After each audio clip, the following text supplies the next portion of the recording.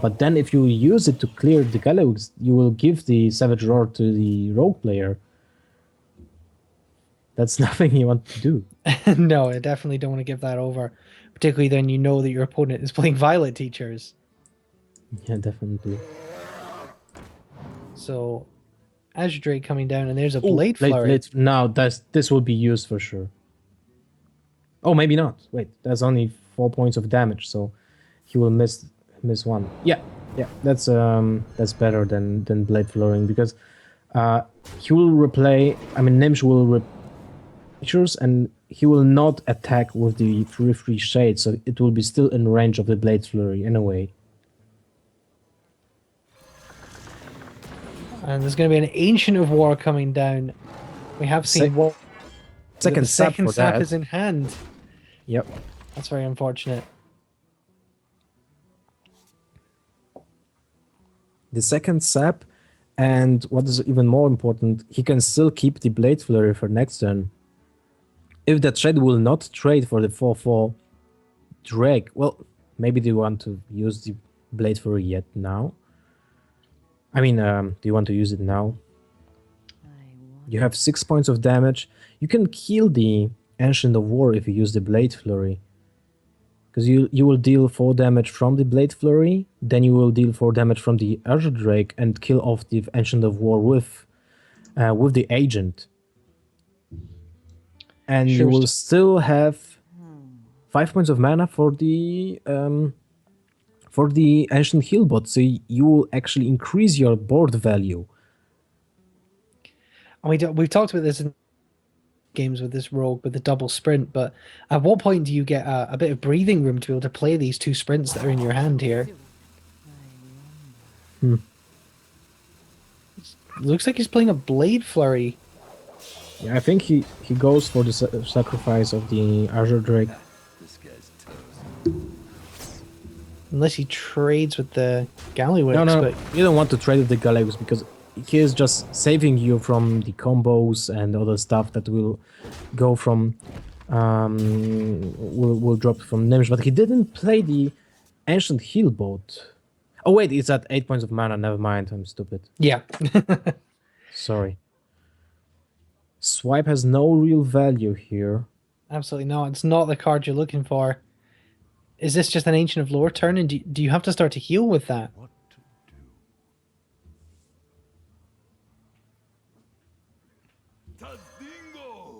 It's going to be a Senjin and a Black Knight, not on any taunted minion. Backstab. That's going to help him get through the Senjin there with the 3/3. Yeah. And in fact, the sprint down here, I guess it's as good a turn as any. He gets a second backstab. And the prep for the second sprint. He can draw the all deck.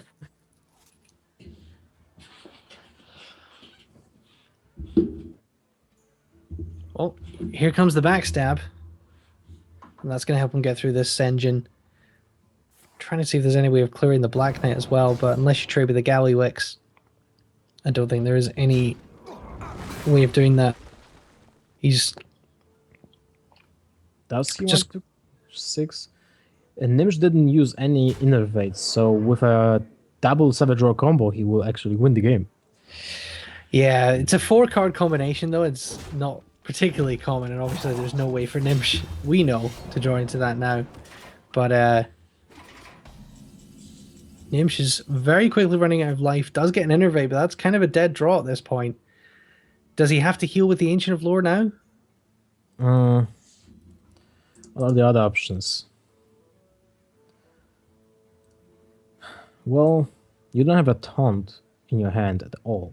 You don't have a easy way of clearing that Galowix. That Galowix is just pushing from turn 6, so he's alive for whole 4 turns. It's really amazing how the Galowix made the game, made the flow of the game really harsh for Nimsh. It's very disruptive. It almost feels like a semi-permanent Lotheb effect, Yeah. particularly in a game like this where it just stops your opponent being able to play spells. I mean, you don't want to give your opponent an innervate at this point if you had something to get out, or like Will he push for a 33% lethal? Nope. No, he's going for sprint here to try and find some more damage. There's an eviscerate, so that's 9, 10 A points blade of flurry. damage. There's no Earth. Tinkermaster oil.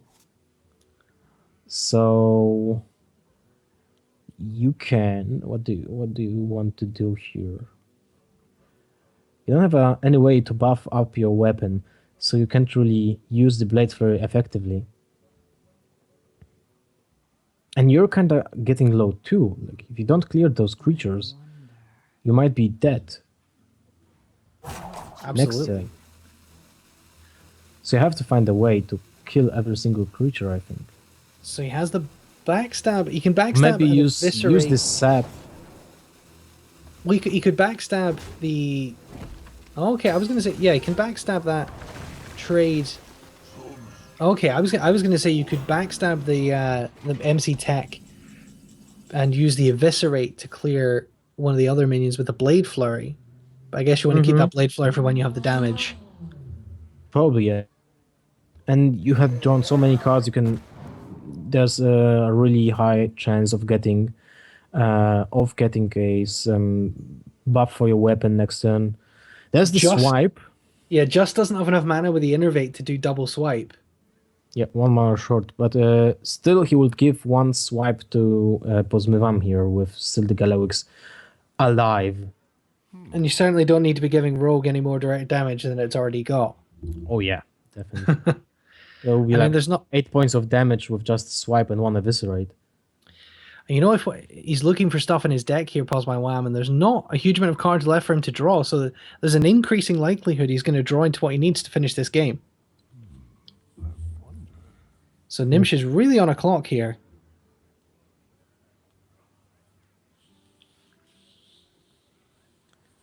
There's no easy way of dealing with this. I think you have to play the swipe anyway. Kill off Belcher.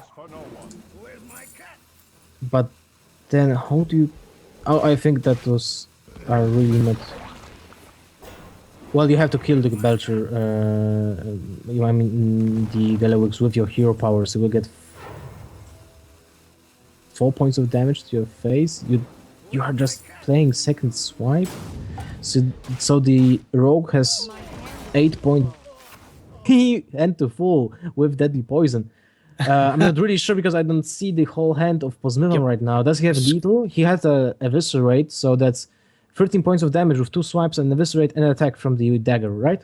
Yep, he's definitely got enough damage here. Actually, I have to call myself an idiot. He wouldn't have a swipe, but he was able to get Galliwix's coin, which gave him the mana that he needed to play that double swipe. You can see the board is shifted slightly. It's another one of those glitches with spectator mode, so we can't quite see the full hand of Pozmywan, but I'm He pretty has 2 sure. swipes, right? I'm not really sure if the second swipe was a 10th card or 11th card. Like, did he get the second swipe? There's only one swipe. swipe, so, Oh, so he okay. didn't actually get the second swipe coming into hand. So there's no lethal in his hand. So he's gonna sap the Black Knight. Probably play the Ancient Healboat. Oh, eviscerate the Drake, okay. Yep, and then and it's really good just to get out of the range of the combo, right? Yeah. Yep, absolutely. So we fixed the screen here a little bit, and we do have. Oh, right, he got the Innervate from Galawix to fill his hand to the 10th card, so he wouldn't have the second swipe. Sure. Really, really good move from Nimsh. Nice amount of healing there. He does have Ragnaros. He has Blade Flurry, Swipe, Doctor Boom. So many ways for Pozmywan to start dealing damage here, and not a lot in hand here from Nimsh. Got a couple of coins, but they're not going to help him very much. Nope.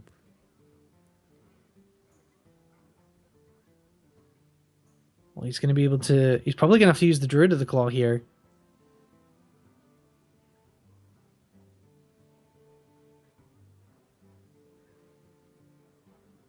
Do you see any way for Nimsh to claw himself out? I don't think so. Two saps were played, so he still knows that there's a swipe in Postmivan's hand. So if he plays that in a taunt mode, it will still be killed easily. That's what he's going to do, and he's going to replay the Black Knight as well. Now Postmivan wants the Tinkermaster oil. Nope, prep. But prep allows him to deal 2 points of damage. Wait, you can innervate the swipe with rag, so you can kill one creature. He does get the Tinkers. Better The to Tinker play Sharp swipe. Auto. If he daggers up here and preps the Tinker Sharp Auto and it hits one of the He could have gone for 3/3s. 50-50 lethal with swiping the Druid of the Claw, killing it with one of the creatures, then you play Innervate Rag, and you go face with other 3/3 creature, then you have 50-50 lethal, and if you kill the Black Knight, you don't care, because there's no way Druid can kill you with one single combo. Sure, well, he's got a So that blade was flurry here. more risky to play the Azure Drake, I think. But yeah, it's going to be lethal enough this way. with the blade But still, flurry. a very, very risky play to play the Azure Drake. Yeah, he got what he needed off the top with the Tinker Sharp Auto, but as you say, a very risky play.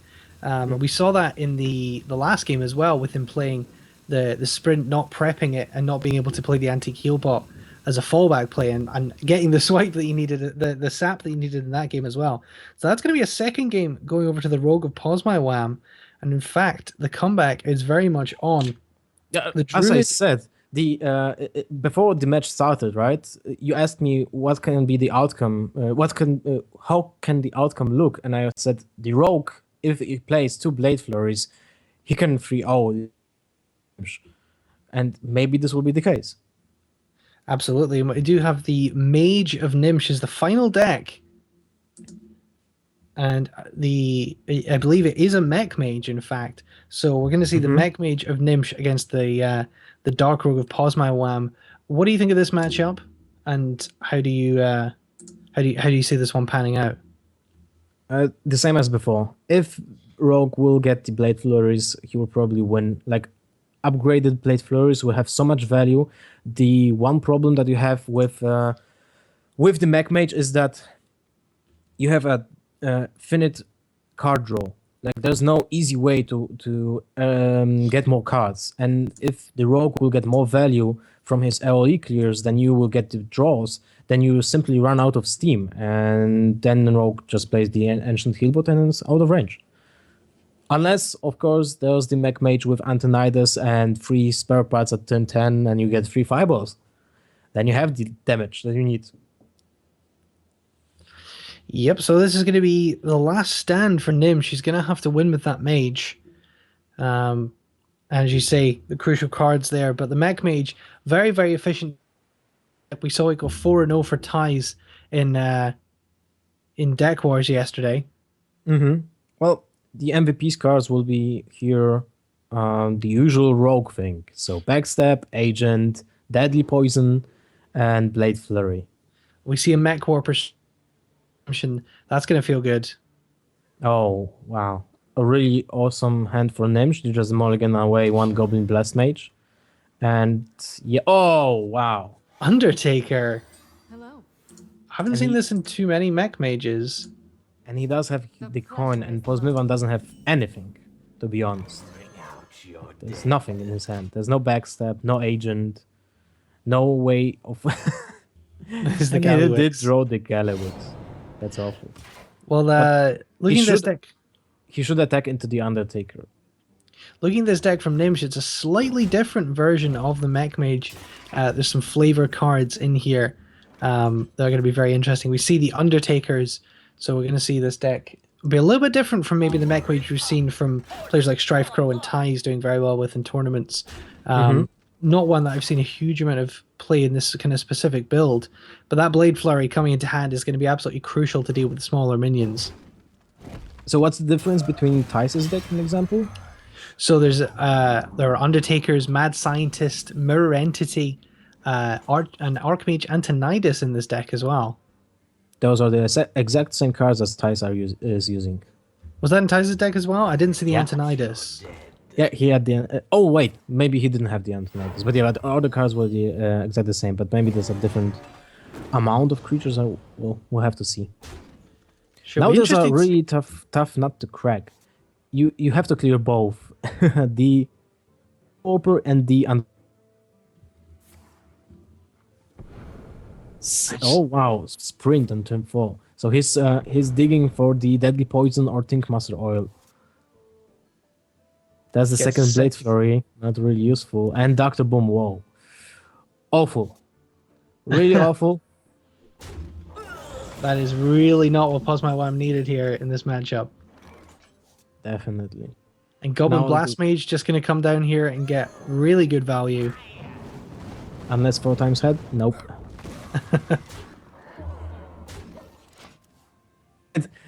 I don't know. Oh, there's the Deadly Poison. Okay, so you just Blade Flurry and kill off everything apart from the mage, but then you will be at. Wow. You will be at 10 points of life next turn. Yep, that's And not feeling good at all. you miss the prep to fill the board with Thanos too, just to get that additional point of spell power with that kind of place. So he's thinking about something else. Looks like he's considering an SI7. It's interesting, Pause My Wham kind of being and doesn't seem that concerned with his life total. Obviously, opting to sprint last turn instead of trying doing any clears, and considering an SI7 here straight out. But it looks like he is going to go for the Deadly Poison Blade Flurry play. So he's going to kill off 2 of these minions. He has to do it. This But is just sadly, too much damage. can't kill the Blast Mage as well. Mirror Entity. Well, which is quite the better play. Do you go for the Azure Drake here? Or do you, Yeah. So you're going for the Azure Drake, piling in more damage with the Blast Mage. And the Rogue is very much on a clock here. Turn 6. So you have to combo the agent, right? I think. Oh no. Wait. You do. What is the 1 mana card from the spare part? That's the Time Rewinder, right? Yeah. Yeah, okay. It will bounce back one of the minions. Sure, so you back can use to that on the position of hand. SI7, in fact, which would be very useful. Turn 7 will be probably Dr. Boom. Yeah, you got to think that's coming down. In fact, from both players, but a lot of damage. 6 just and there will be a Sludge fireball top Belcher. deck. Sludge Belcher coming into hand for Pause My Wham. That's going to be able to keep him alive. Oh, For the one money of the best drops for mage from the piloted shredder. Just paying it to deal to enrage the troll and then kill off the belcher. I think he should have maybe even sapped it. Definitely could have considered that, but do you think it's just going to be a Dr. Boom here from Nimsh to get lots of damage in? Well, I think you ping the Amani and clear the. You can just play Gnome and Tinkerton. Yeah, that certainly establishes a decent board as well. Or you just play Dr. Boom and don't care. That's also good. Like you have 2 bombs that will deal random damage, which can kill the rogue player just from the bombs. So I think you go with the Dr. Boom anyway. Well, we will see what he decides to go with here. As you say, the Dr. Boom is kind of an all-in play, but he's going to go ahead and go with the Amani to clear this here and probably play some combination of the smaller minions. He's going to go for the Mirror Entity, in fact. Okay.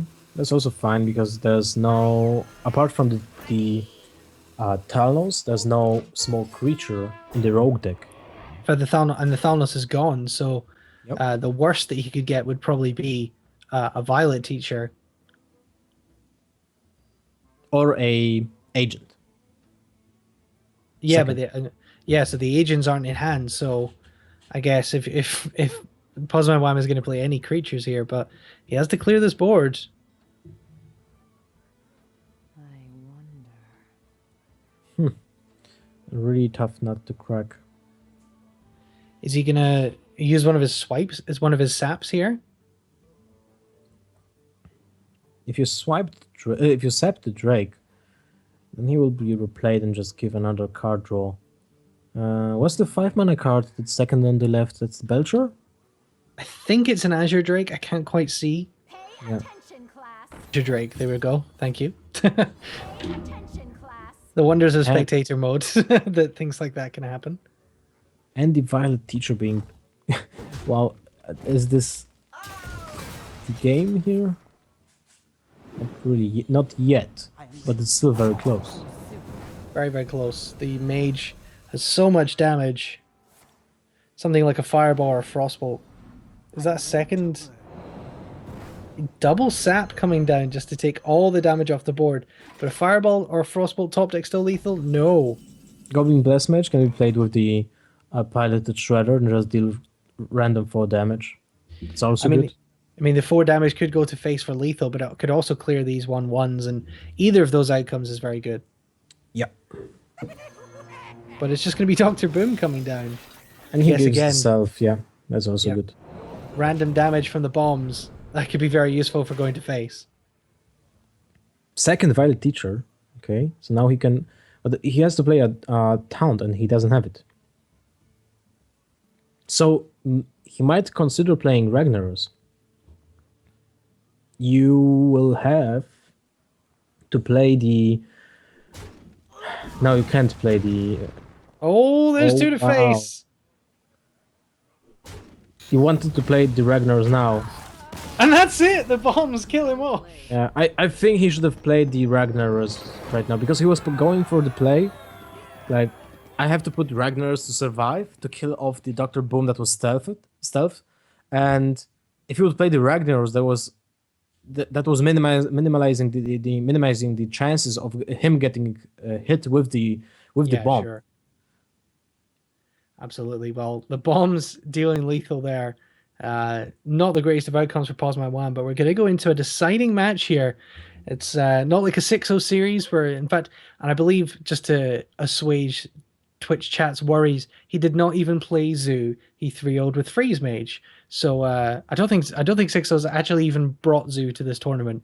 So he 3-0'd with Freeze Mage, which is a deck that 6-0's been doing very well with. 6-0 very good at adapting to new decks. I mean, I think we said when we saw him bring it that we hadn't seen him play Freeze Mage really at all, and now he's we saw him playing Freeze Mage yesterday, and he went really well with it. Like his decisions during the game were flawless in my opinion, and he won because he played better this game. Like that he played against Tiddler Celestial, right?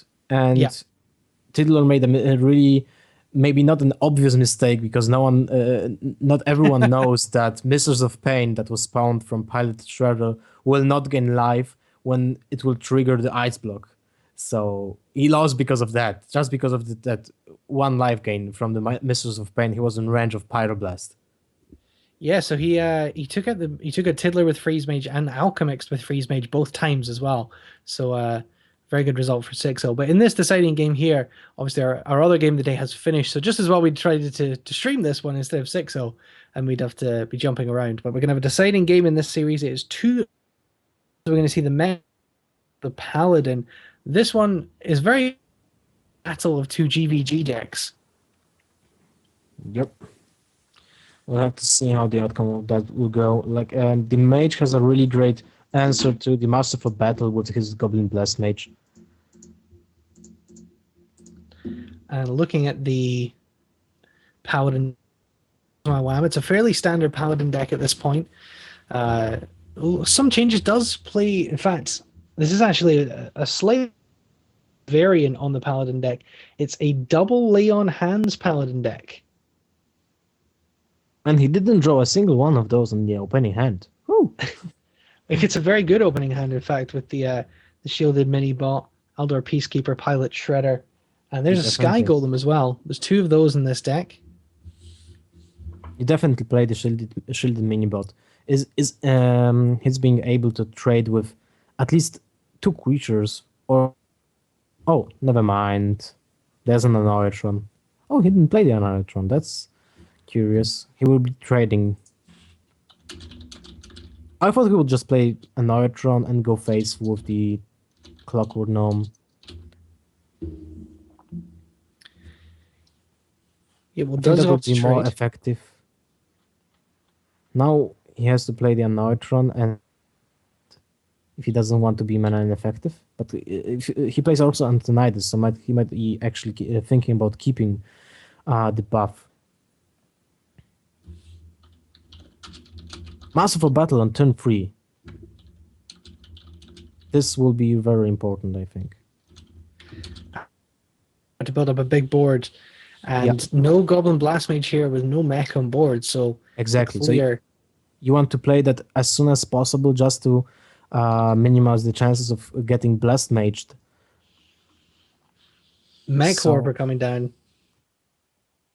probably Mech Warper and Pink, one of the guys. It's probably the best option. I mean, you've got to prevent against any kind of build up for Quartermaster in 2 turns. Or just maybe, well, Annoyatron might be better because it will be trading anyway. But if he plays next turn the McWarper, then he can combo it with the Yeti. So that's definitely better. Yep, so he's going to go for the Annoyatron and ping there. And there's the Quartermaster, so he's got to be careful. That's going to come down very soon. See a silence on the Annoyatron. You want to play the silence not just now because of the mirror entity. So you're able to clear the minion from the mirror entity. You don't want to give more value from that mirror entity to the mage. Sure. And he hasn't seen any other secrets from this deck. He did see the mirror entity in the last game, so he knows that's there. It pops for the owl, and the owl can get traded away. Yeah, you just clear the board just because you can't really let a mech live on the board to prevent the mech mage. I mean Goblin Bless Mage. Undertaker, but there's one Death Rattle in Nim's hand. Well, I was going to say he has 2 lines of play there. You can play either the Mech Warper or the Undertaker with the Mechanical Yeti. Yeah, I think you want to play the Undertaker.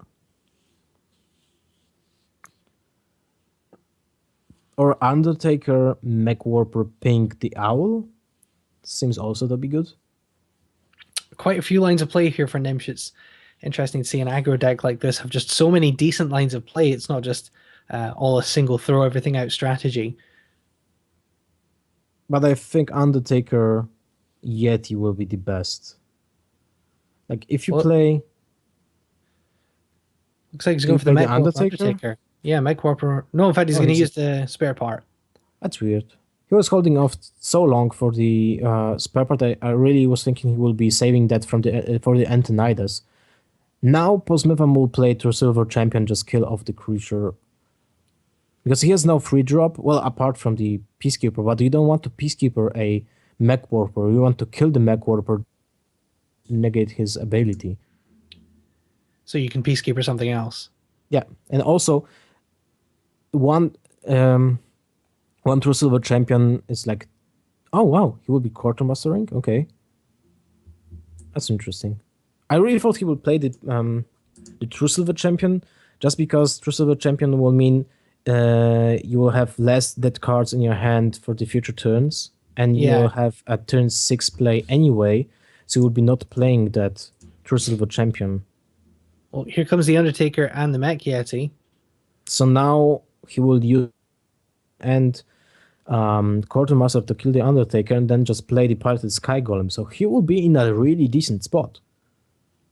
One lay in hands too, so he can be reckless with his life total. So he can start using these True Silver champions to trade as well because he has the lay on hands to heal himself back up. Mm-hmm. Mm-hmm.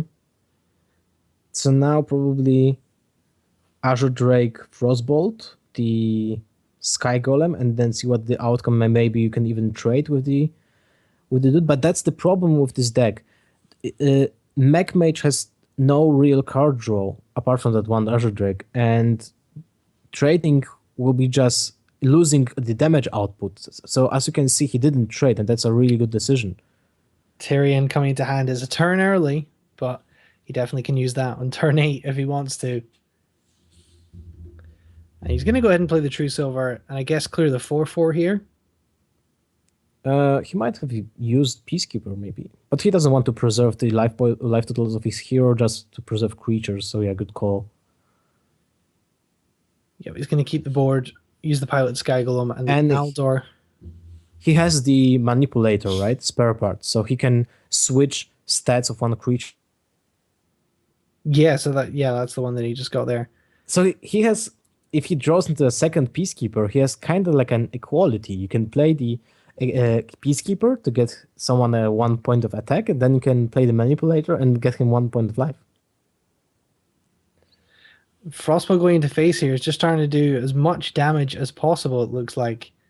Well, he has the Firebolt in his hand. Yep, Suppose so Nirvan might be forced to use the Lion Hands. instead of the Tyrion, that definitely feels like a step backwards, not being able to get the Tyrion on board, but he can kill Nimsh off is the Azure thinking, Drake. is thinking, Nimsh is still thinking about taunting up.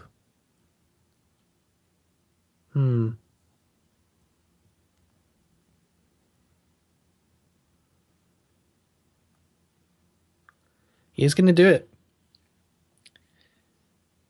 So he's going to taunt up the Azure Drake and then pass it back over.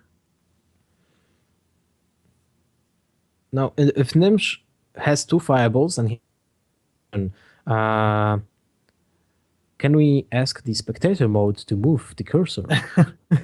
That'd be good, thanks. Oh! Ascension coming off the Shield Master, Wow. the Pilot Sky Golem. And second time I got. Second unstable goal, not quite as good as 2 Kel'Thuzad's. Yeah, for sure.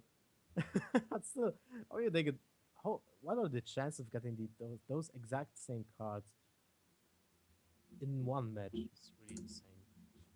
But as I said before, the mage is running out of answers. So, if there will be no Antoniders for Nimsh in the next turn, this might be a really, really harsh game for him. And he is running out of steam. He has to keep the one spare part for the Antoniders, I think. I guess he's trying to hoping to draw into that Antonidas and be able to draw himself to get himself some more burn. Yeah, definitely. But things are starting to pause my wham here. He does have options.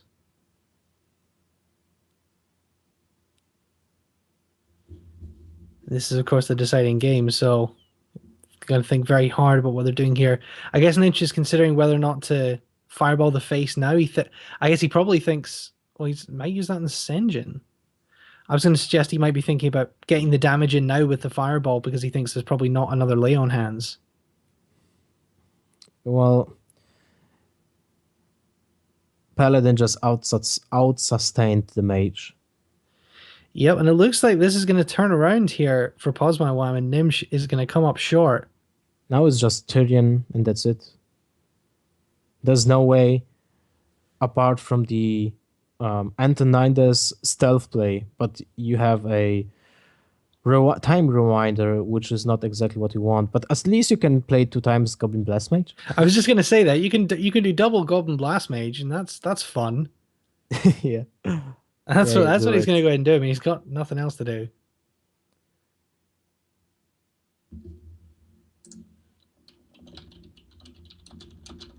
Still not the exact Arcane missiles you wanted. But there's no lethal anyway. So now it's probably True Silver Champion to heal for 2 points. But there's no way. There's no way that Nimsh can do lethal anyway. No, Even no with way. two cards. Like it had to be Pyroblast and Fireball to kill off the Paladin, and or maybe even two Pyroblast because Posmiva might just use the True Silver Champion and be out of range for it in the second turn. You just know that if Nimsh were to draw into his Pyroblast here, you just know that Posmaiwan would draw the second Lay on Hands. But this is not a good position. Opts to just give himself the Ashbringer. Well,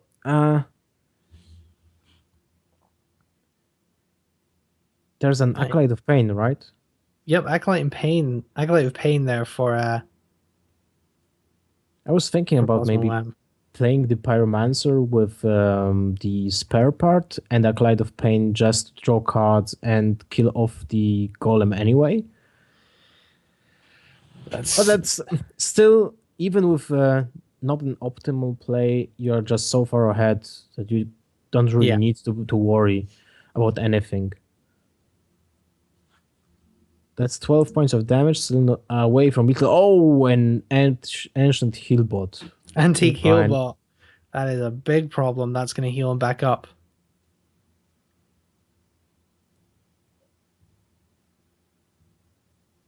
So it looks like this game is going to be. And there's a Kel'Thuzad. Oh, you don't really want to use that. No, but the damage here for Posma Wham. And he's going to set himself up for lethal next turn. Antique Healbot just to make sure he's out of range. But there's, I mean, the Pyroblast, though, if he hadn't healed. Yeah. But there's the Golden Blast Mage. And that is not enough for Nim. So Nim's just going to go down 3-2 to Posmaiwam here. Well done to Posmaiwam. The underdog in this matchup, certainly beating one of the players coming down from last season's Champions League. And he's going to go ahead and be able to qualify himself for next season's Champions League. So Posmaiwam joins Sixo as one of the players in with a chance of over $5,000 in prize money later next month. Awesome. So there's our first upset of the day, I think, right? Absolutely. Well, I don't think we can call Sixo winning an upset ever. So yeah, it's definitely for our first upset of the day. Yeah, I just wondered if there's any other matches were completed while we were watching this one. So apart from Xixo, do we have any other results? I believe Semi Jew and Finteris, their match appears to have concluded. And Finteris, who was a guy who did very, very well in his qualifiers, he's come out 3 over Semiju, which I think is another upset. Semiju, former NYM player. So that's another upset. Finteris, he's going to be an underdog to watch, certainly in next month's Champions League. So we're getting these matches coming in thick and fast, but we're going to bring you Kalento versus Ari very, very quickly on stream here. We're going to take just a couple of minutes break, and I promise it'll be a much shorter break than some of the breaks we had yesterday, because those guys are pretty much ready to go. It's actually us that needs a quick break this time.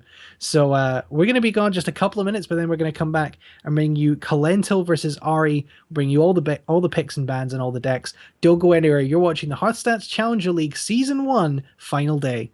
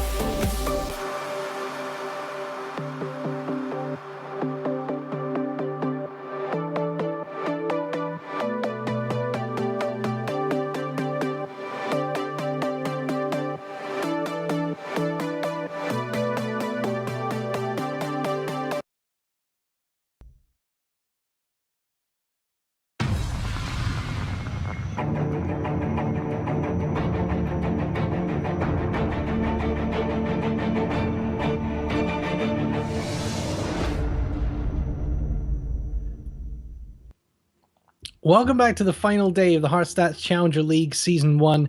I'm Callum Leslie with Lothar doing on the cast for you, and we have another exciting game coming up for you. Kalento is here coming up now. I know Twitch chat has been going crazy. They need their Kalento fix, and they're going to get it right now. So Kalento taking on Ari. Ari certainly the underdog coming into this match.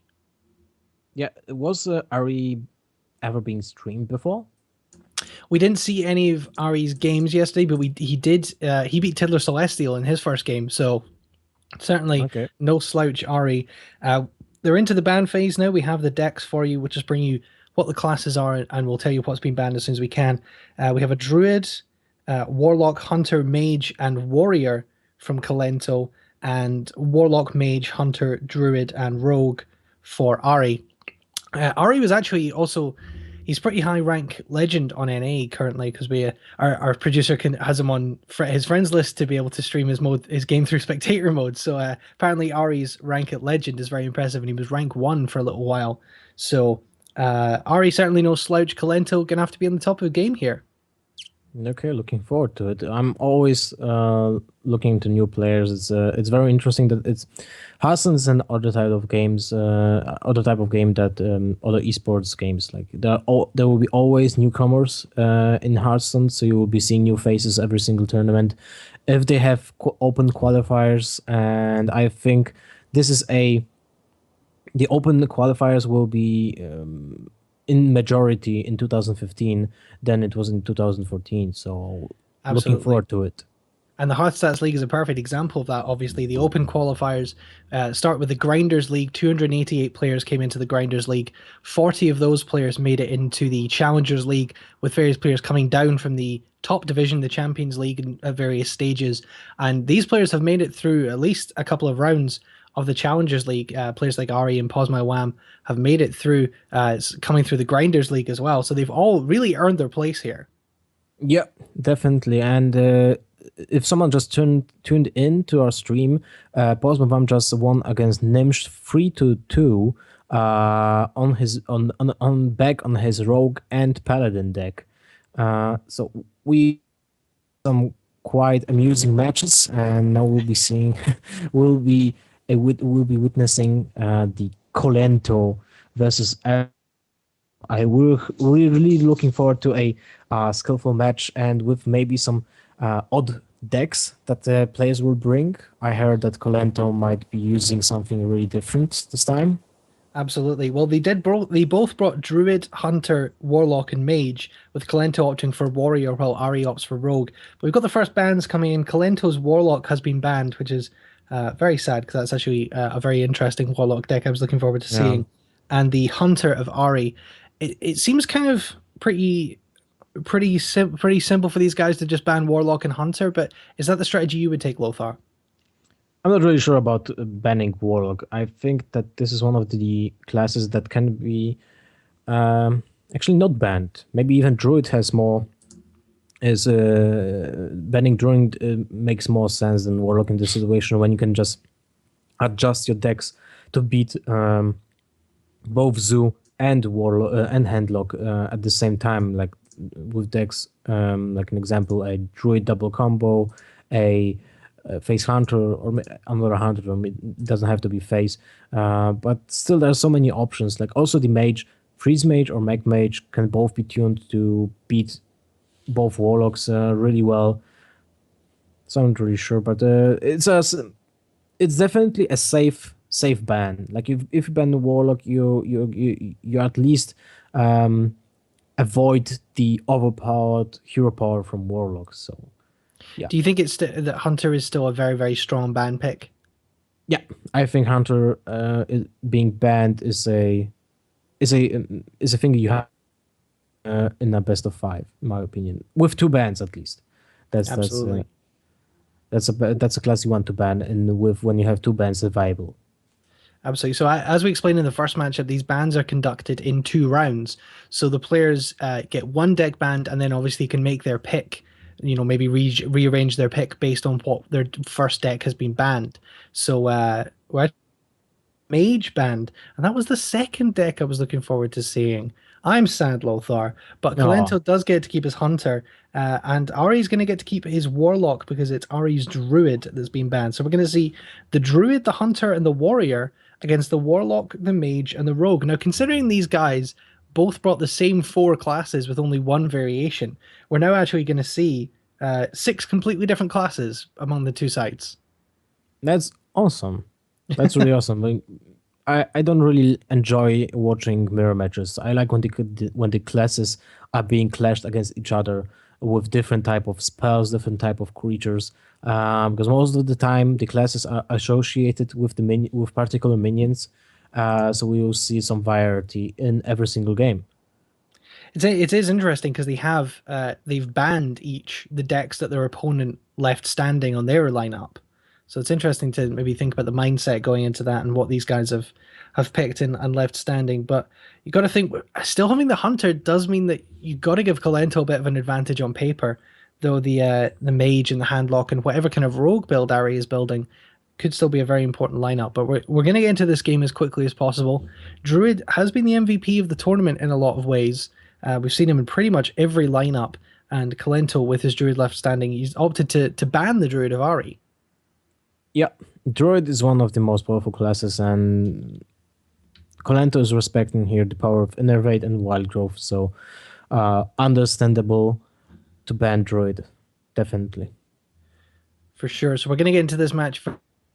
Guys are getting ready, and in fact, we might be able to bring you our sexy band screen with the slightly less than sexy art. There we go. Lots of people talking shit about the Garrosh.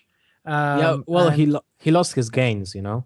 I he think he does. skipped he skipped some um, chest days.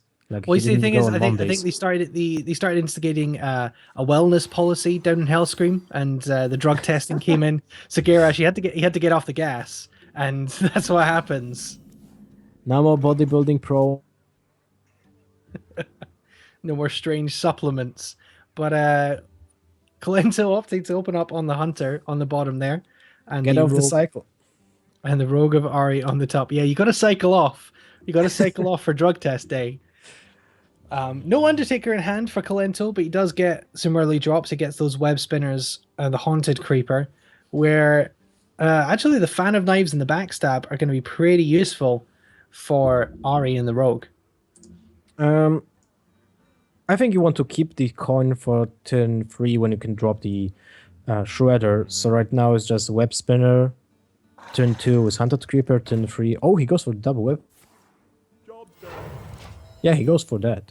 Interesting, because this allows Rogue to get some value out of his hero power on turn 2.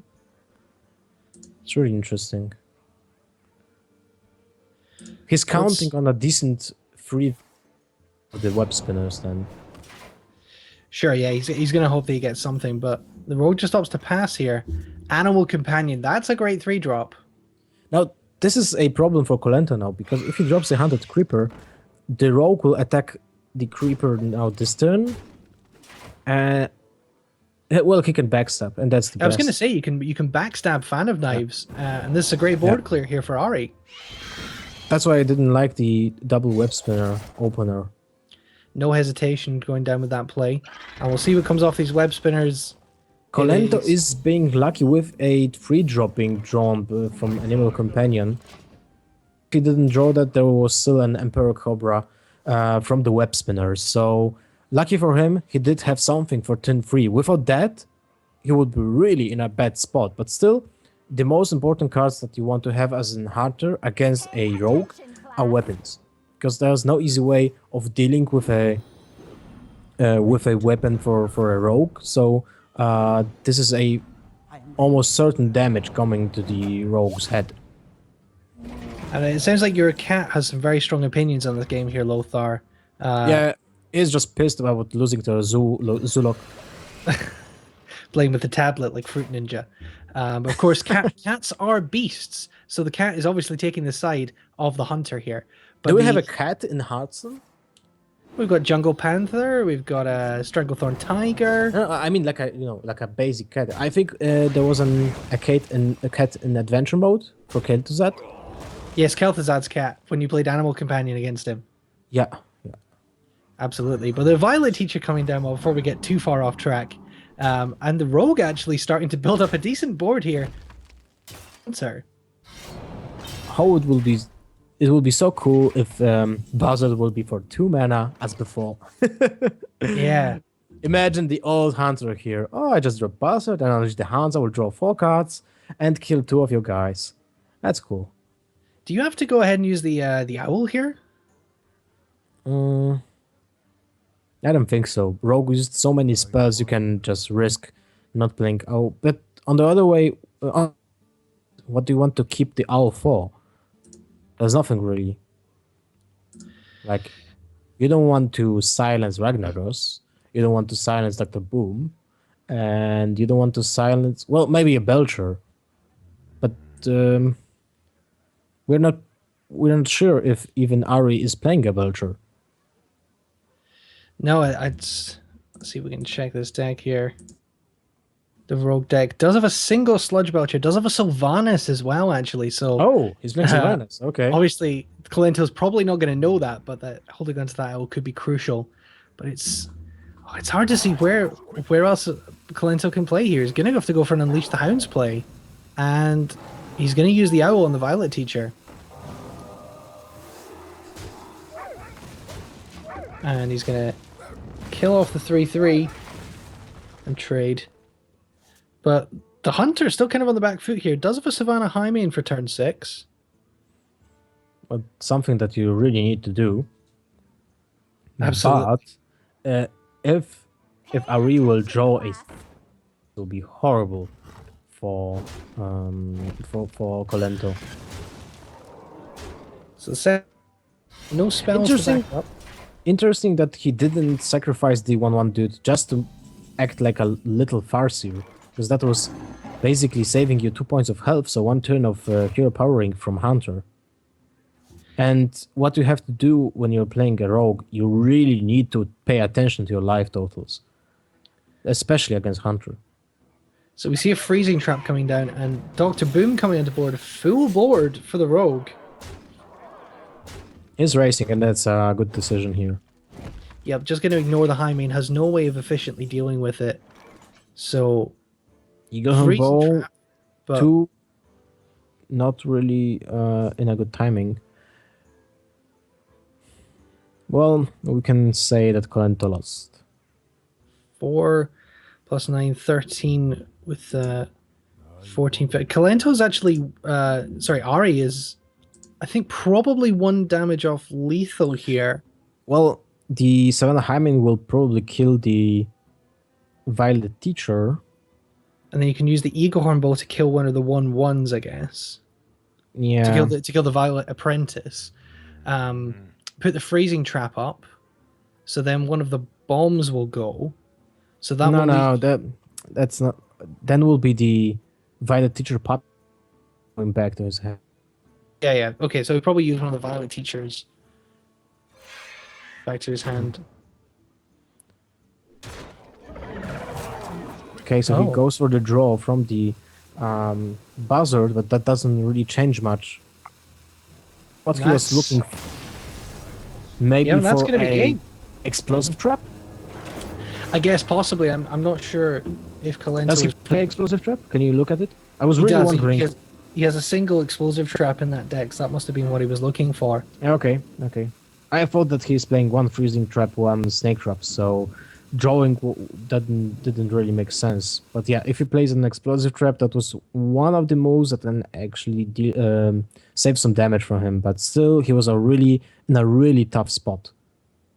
Well, that's it's going to be another upset possibly on the cards here. Ari already 1-0 up against Kalento, but Kalento has his druid, he has his warrior to be able to fight back here. And against this kind of rogue, what do you think is the optimal pick here, the druid or the warrior? It depends on the druid. If that druid is running 2 combos, then it might be better than the warrior. The warrior might have problems against, well, creatures like Elwix. Yeah, so it is a double combo druid, But yeah, we did see the Gallywix acting like a Loatheb for several turns against the Druid in the last game. And that could certainly be a factor here again in this matchup. Yep. Well, I think Colento will go with the droid. Absolutely. It does feel like probably the better option. It's going to be able to put a little bit more damage in the warrior, maybe a little bit too slow to deal with this rogue. And I guess, if you're looking at handlock maybe being the last deck, the warrior is a good answer to that. We'll still have to see, because this is a best of 5 game. So if you lose, what's the third deck? Two other decks from Ari. So There's Ari has handlock and freeze mage available. Handlock and Freeze Mage. So you want to keep the warrior for the Freeze Mage. So you definitely go with the droid. Yep. So the druid seems like the most likely option coming in against the rogue here. Want to keep that controller. As we said, it's probably a more versatile deck to deal with the rest of the lineup for Ari. Yep, most likely. So we're going to get into this game in short order here and bring you game 2 of Colento versus Ari. But once again, seeing the power of these open qualifiers, these guys are no slouches. They have come through so many games to get to this point that you had to win, and you're only able to have a few losses to get to this point. So Ari doing very, very well here, and he's up against Colento. This would be a big scalp for Ari indeed. Well, definitely. If he will be able to beat Colento on a streamed match, this is a big deal for him. He will make the first step, to becoming a part of the scene. Maybe if he will push and work hard afterwards. And here we go, and it is the warrior of Colento. That seems like an interesting choice. Maybe I don't know something that Colento knows. The control where it gets the fiery war axe, which is always useful.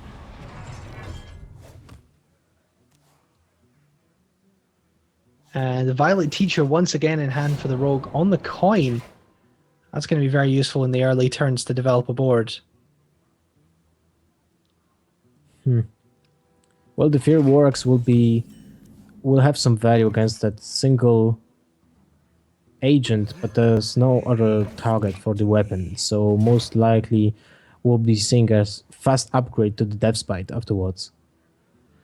Absolutely. And the Acolyte of Pain coming down to start maybe trying to draw some cards for the warrior. Going to be a deadly poison, so going to deny 2 of those draws. Maybe. He's thinking twice so? about that. So many Yeah. options. Yeah, he will. So he's going to get ahead and clear the Acolyte of Pain. Will he coin out the agent? That's the question here. No, he doesn't. He's going to hold on to that. So do you just go Death Spite here if you're Colento?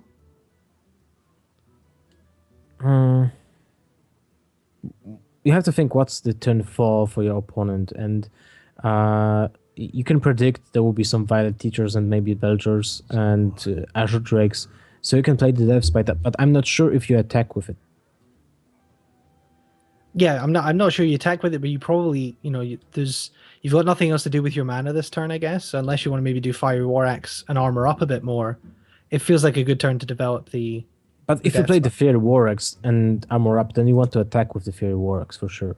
Because you have the second weapon, and if there will be no targets for the Fairy War Axe, then you will be just sitting there on that weapon for ages.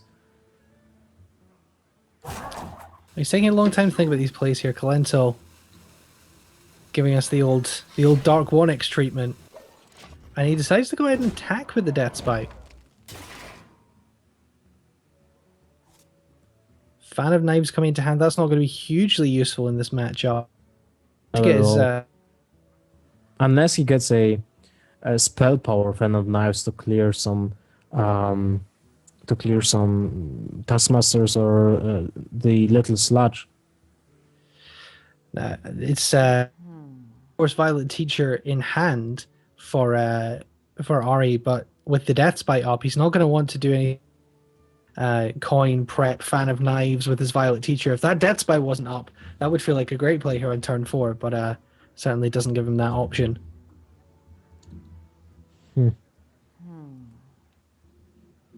Oh, you have to drop something just to get the damage and the death rattle from the death spite. So you probably bait it with the agent or just played the Azure Drake.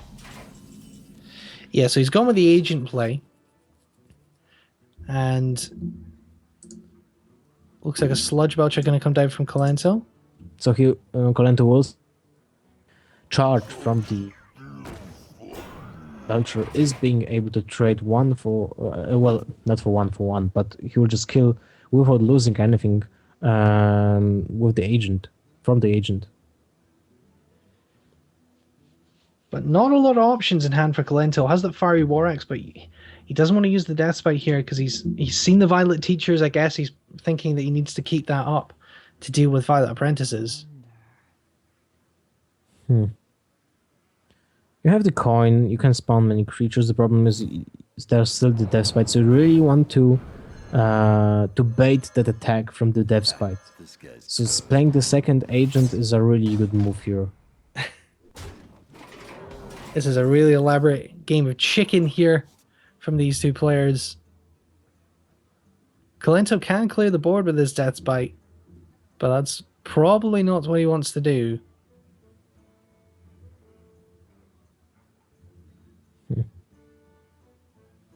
I think you just reply the Belcher.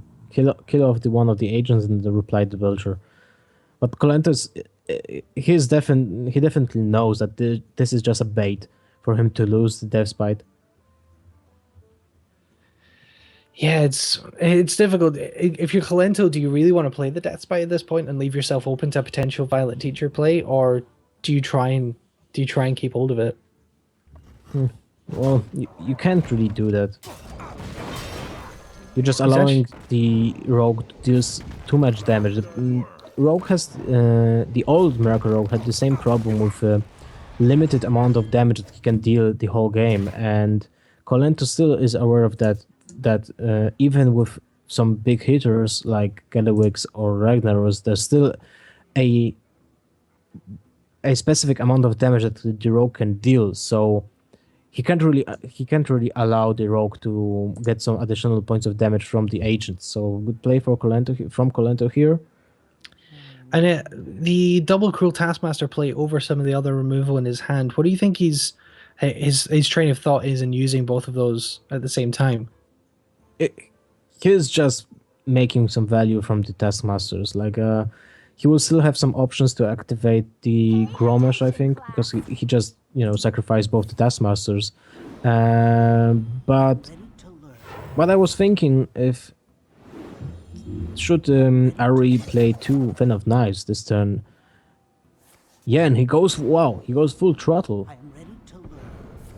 Yep, he's going to go ahead and use the prep, the Fan of Knives, and the coin. Build up a big board. He's going to hope there's no Whirlwind in the hand for Colento. Yeah, and no second Death Spite, because he could have activated the Death Spite with the Fury War Axe.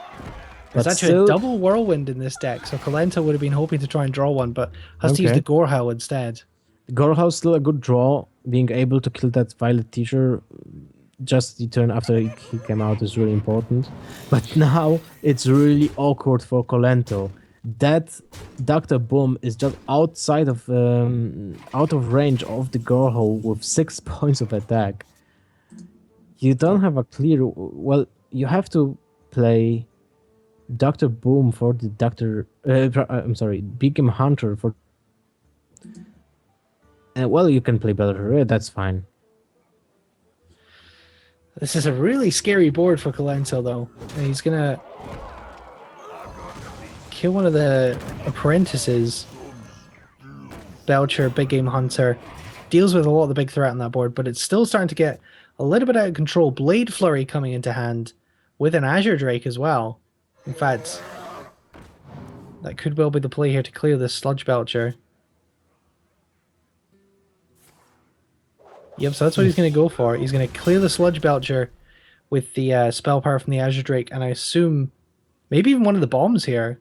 I don't think so. It's turn 8, so if you clear it with the bombs, there's a chance you will do... Yeah, exactly. You will deal really a huge amount of damage to your opponent, and you want to keep the Alexstrasza, but there's no Alexstrasza as we know, but that Ari doesn't know that. And there's the Whirlwind, a turn too late for Kalento. And he's very, very low on life here. Doesn't have Alexstrasza. Is in his deck, but he hasn't been able to draw it thus far.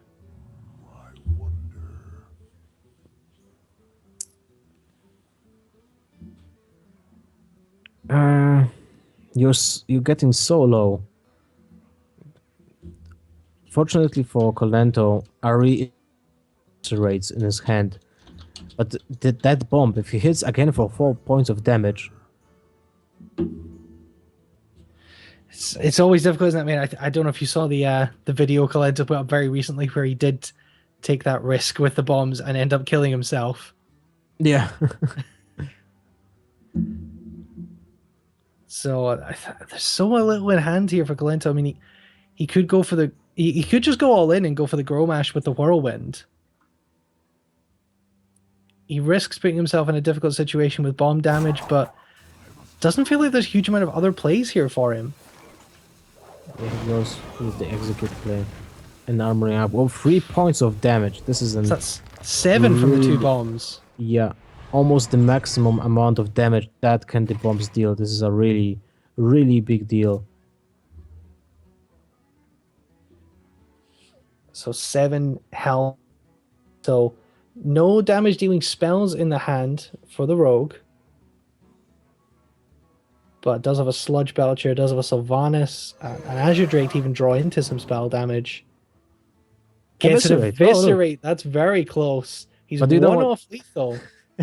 But they don't want to use it now, just because of the Alexstrasza next turn. But in fact, he is going to use it because he's going to go ahead and push in with more spell damage. No, he's not. He's going to keep the Eviscerate up, Yeah. but he's going to put all his spell damage down to give him enough reach. There's a Shield Maiden. That'll probably... that Oh, won't and keep- a double shield slam. So Colento is still alive. He's still alive, very barely. I can take the hit. A Shiv coming into hand for Ari.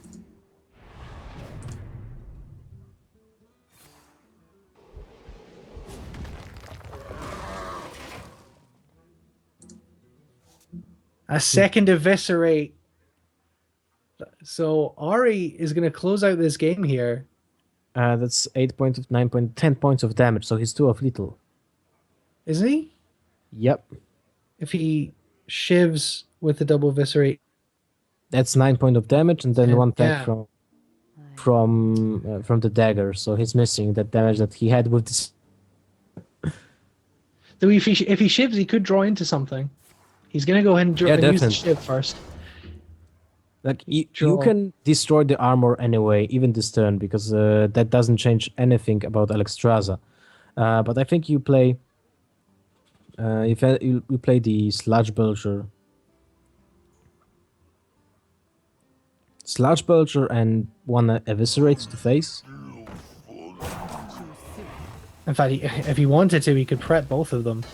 But he probably wants to keep that extra reach. I think you just play one because you won't have time to play everything that you have in your hand. And he doesn't go for anything. The Death Spite. And he didn't play the dagger also, and he had 3 points Yeah. of mana. Dagger up there. Afraid of a Harrison Jones? That's some next level shit, man. I mean, what other reason is there for not playing Dagger? Yeah, only that Harrison Jones that you mentioned.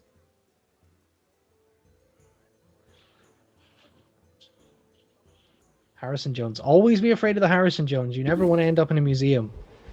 There's going to be a shield slam on the Sludge Belch here, and Kalento's actually starting to fight back a little bit here. Lots of weapons, though. It's very clunky. And he's able of dealing a lot of damage in the upcoming turns. Like is this lethal next turn? Did he attack with the Gorpo? Yes, he did. So he couldn't put Oh, the Death okay. Spite on one charge. Well, he could have put the Death Spite out and play Gromash and Fairy Warx next turn, so that's 14, 19 point. That will be 1 point of lethal next turn. And Ari is sitting at 2 points off lethal with the double eviscerate and the knife. He's going to use one of the eviscerate maiden. He's obviously getting a little bit worried about his board position. Wow. It's He's Sylvanas. sacrificing that eviscerate. Does get Sylvanas down. And this turn he does opt to dagger up. Yeah. Ragnaros. Ragnaros. That's not what you want when Sylvanas is up. No, and you don't have a way to deal with that Sylvanas. That's really unfortunate. There's no second whirlwind. There's and no second execute. So, I think you have to play Deathspite, go face and armor up, and that's it. You can't really risk. You can't play Ragnaros. You just can't. No. That's like giving 8 point of damage to your opponent, even if it hits face this turn. Yeah, I don't see any other way. I mean, I guess you can set Romash, but that's still not lethal. And things are looking not great for Colento.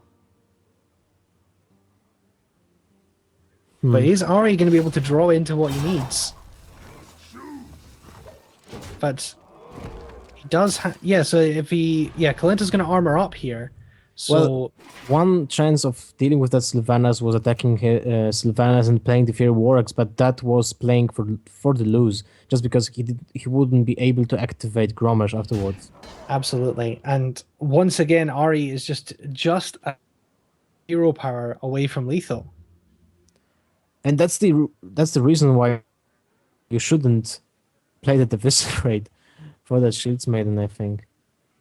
Like you would have squeezed so much, use that first Eviscerate on that turn when he didn't do anything with the 3 points of mana.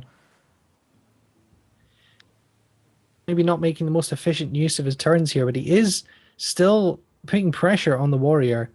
And if you're Colento here, do you have to kill the Sylvanas? No. When you're in Colento's position, you just have to play to win. So you're hoping to kill the rogue just before he kills you. So you have to. Doesn't have any outs because he used both Taskmasters already, and he is most likely dead next turn. Now he's using the Eviscerate. That's even more interesting, because if Colento top decks now a Alexstrasza. Oh, that doesn't really change anything. Sylvanas, that's not enough. And No. that's going to be game for Ari. Ari's going to go 2-0 up in this series.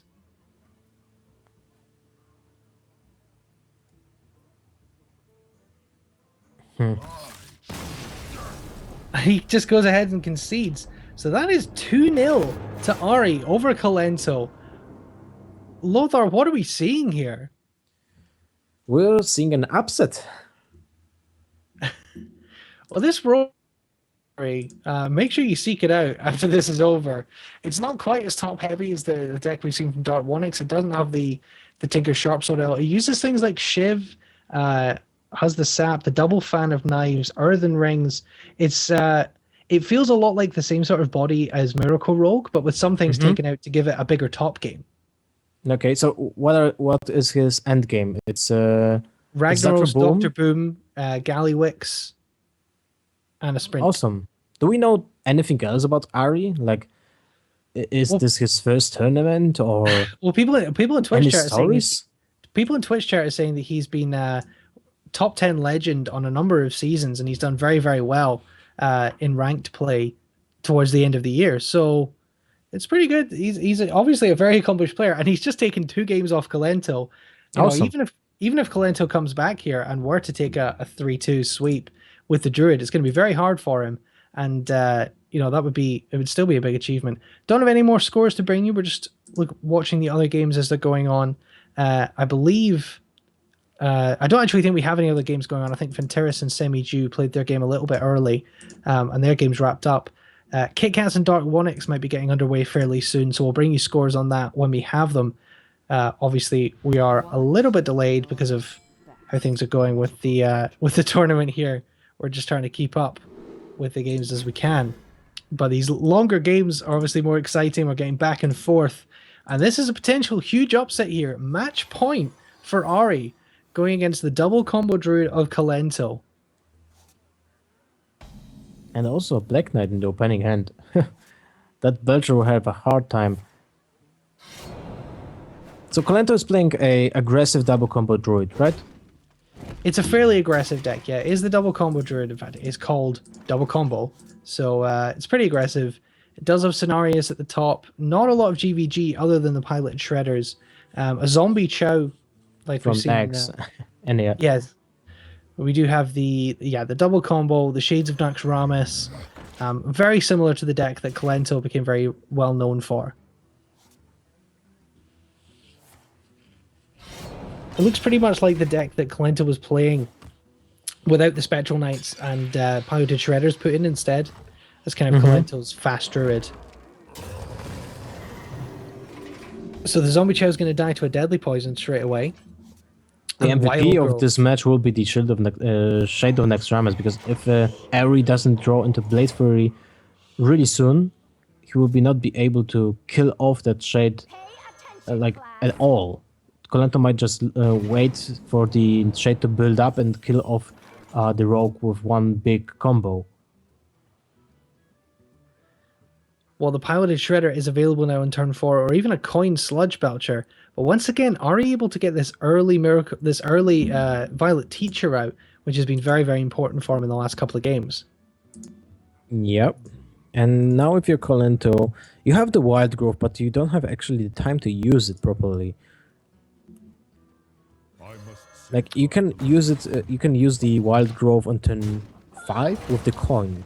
Oh wow, he used Shade of Extremis to trade for the Violet Teacher. Yeah, I was just going to say that I thought the silence might come down to silence the Violet Teacher just because Kalento was respecting the Violet Teacher from the last couple of games. But instead he uses the damage, uses the Shade to trade. Second Wild Growth, definitely not something that you look for at turn 5. And he needs to try and establish some board presence here, so those Wild Growths aren't particularly useful. How do you feel about Sludge Belcher play here? Well, he's looking for a swipe, I think. He gets the combo, so he didn't draw any kind of innervate yet. So maybe his chance to win here is just ignore Class. the board from Rogue and go face with everything. But that will not be the case unless he draws a swipe now. Absolutely, and we could even see the backstab here. Doesn't No, Ari don't. doesn't opt to use it? You could Oh, could have look, traded. swipe. Wow. But Well, well, in this situation, he was trading for the first Violet Teacher. So based on that, I think he will be trading for the second one, right? Because he's very afraid of that Violet Teacher. uh, well, the swipe is probably going to have to come down here. Kalento's thinking long and hard about it. I guess you can swipe, and you don't quite have enough damage to kill the Violet Teacher. Problem. Instead, he's going Okay, to so wild he's not. That's very interesting because he was so afraid of the first Violet Teacher. So why is he ignoring the second one? On the next turn, so that's what he showed with the attacked face with his keeper instead of killing the 1/1. I guess he is just, he's trying to put as many minions on board as possible, and like you say, just maybe get damage in and build himself up for the combo. Well, Ari is aware for sure how does the. Oh wow, Fan of Knives for 3 points of damage. I just forgot that he has set 2 Double Azure Drag. Drags, yeah, on board. So he's being able to kill everything apart from a Gilblin Stalker, which has so it's immune to that backstab that is in Ari's hand. That's really unfortunate for Ari. And do you think with the expansion of the Violet Teacher there, Ari was anticipating no swipe because you didn't see it the previous turn? Yeah, I think so. But now Colento did draw a Azure Drake, so he's being able to coin out a swipe for 5 points of damage and kill off the Violet Teacher, and trade for one Azure Drake. Yeah, it's a very efficient use of the swipe there with the spell power. Great draws from Colento, and that's going to bring him back into this a little bit. Still, But he still is far away from winning this game.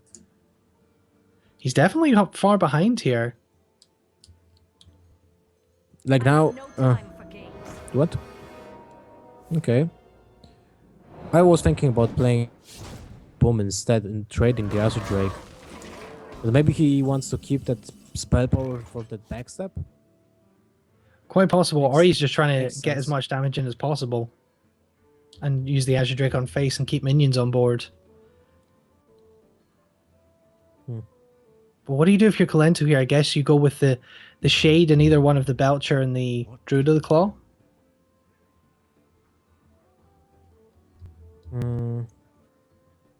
Well, the problem is there's a Sylvanas. So, Ari is able to use the backstep on his own Sylvanas, right? Yeah, so actually if the Belcher or the Claw comes down,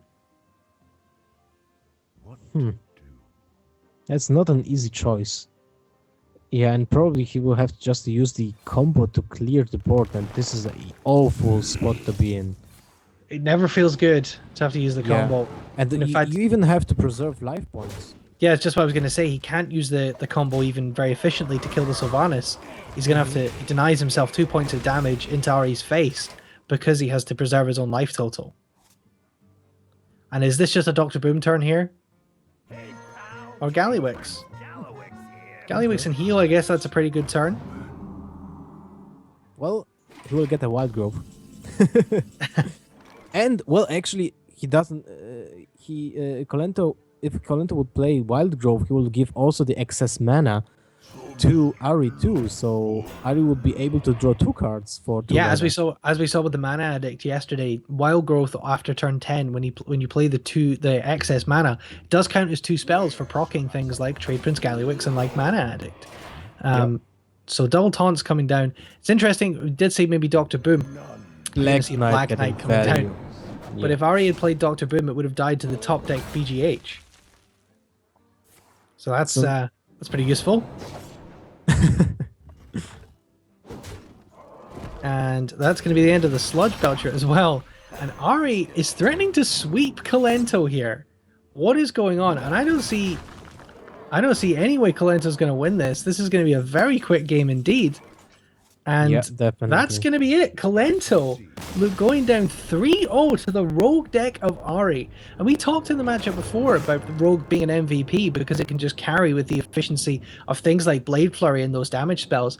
And like I said, this deck is a very, very interesting Rogue build that contains much of what made Violet Teacher Rogue very popular in the past, and what made Miracle Rogue very popular with the good value spells, things like Shiv, Double Fan of Knives, Blood Mage Thalnos, Earthen Rings, but provides a top end for the deck with Sylvanas, Black Knight Gallywix, Boom, and Ragnaros, which I don't think we even saw in this match. But Colento going down 3-0 to Ari here, our second upset of the day. Lothar, what do you make of what we just saw? Well, Colento has a really bad streak on his side. It's really hard to watch this because he's a great player and he's struggling lately with his results. So I'm not really sure what the exact results he had, but I'm looking at it right now. Ari's results. No, on Colento's results, like lately, what Yeah.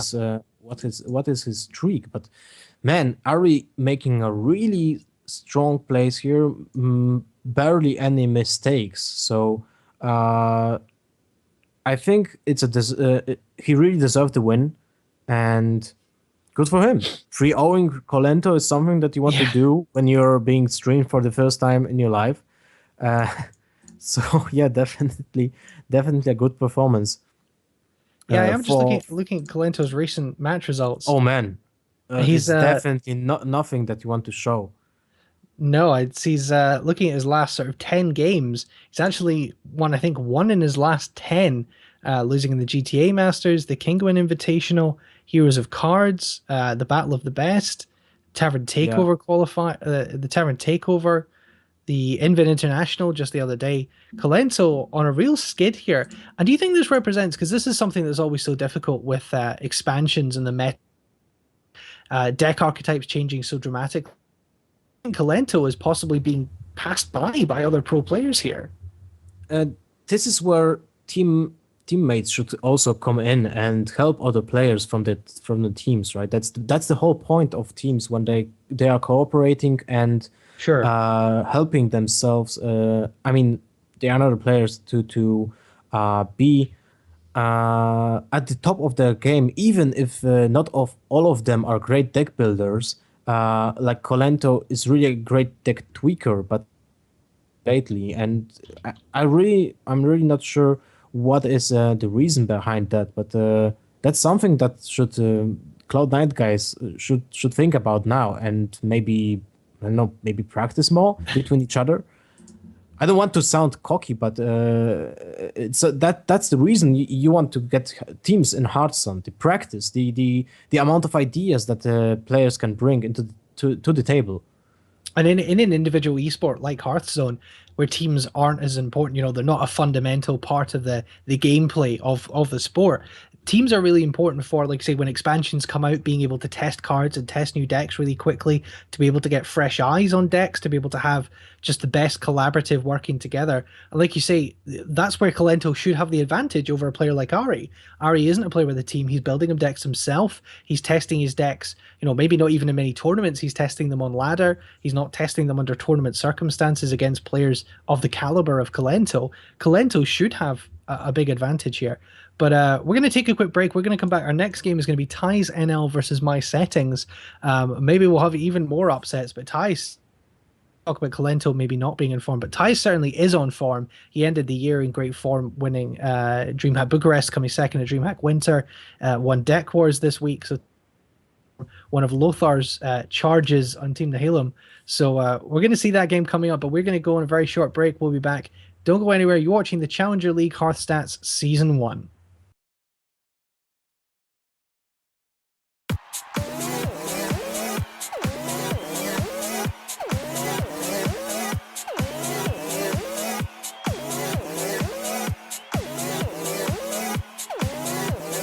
Why am I doing this?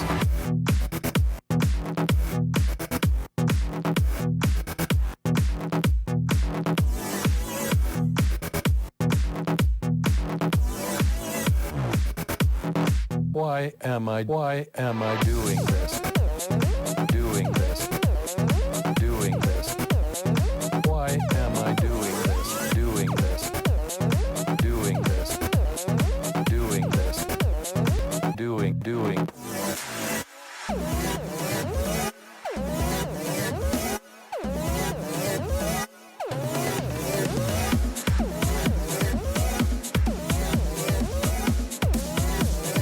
Why am I doing this?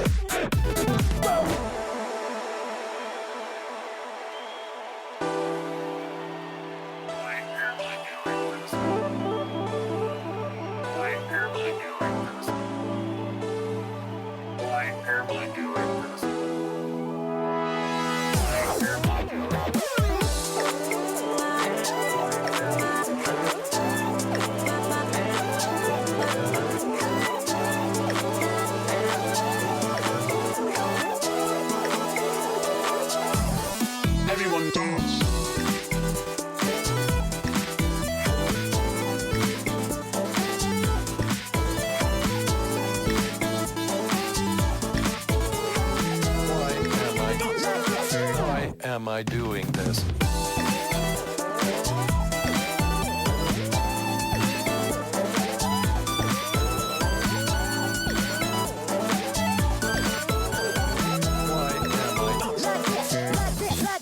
Why am I?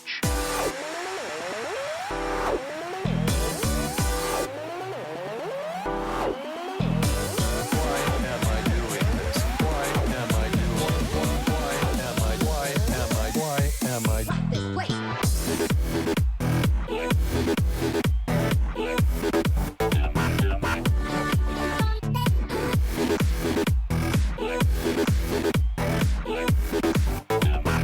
Why am I? Fucking yeah.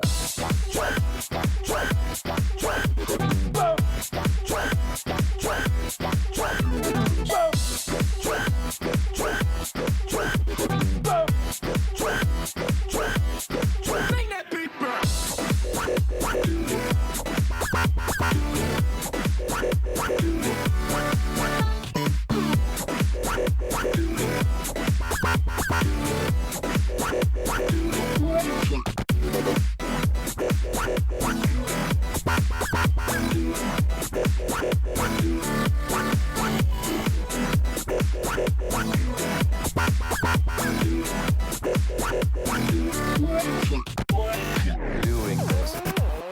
Doing this. Doing this. Why am I doing this? Doing this. Doing this. Why am I doing this?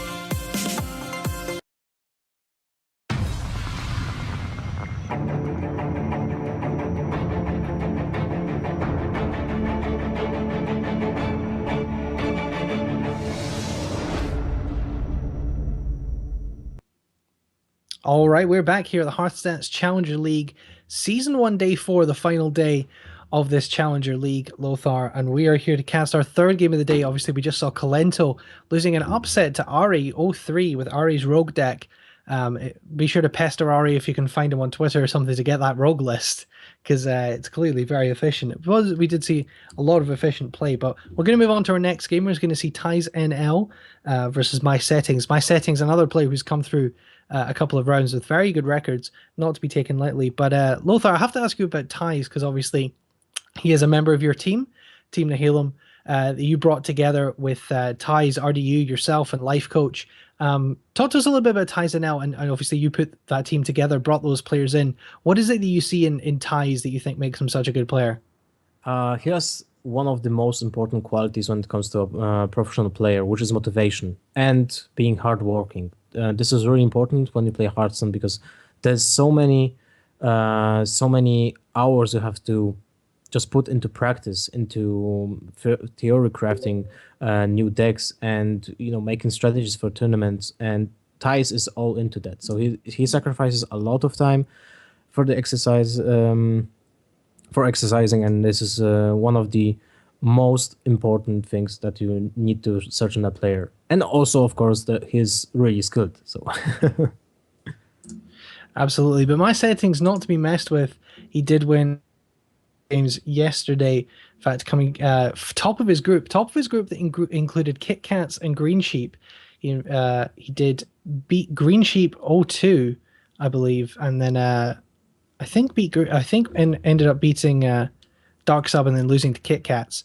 But beating Green Sheep certainly shows that he's no slouch. He has a lot of good play and lots of good decks. And we've got the classes here for you. Warrior, Druid, Paladin, Mage, and Hunter for Tice.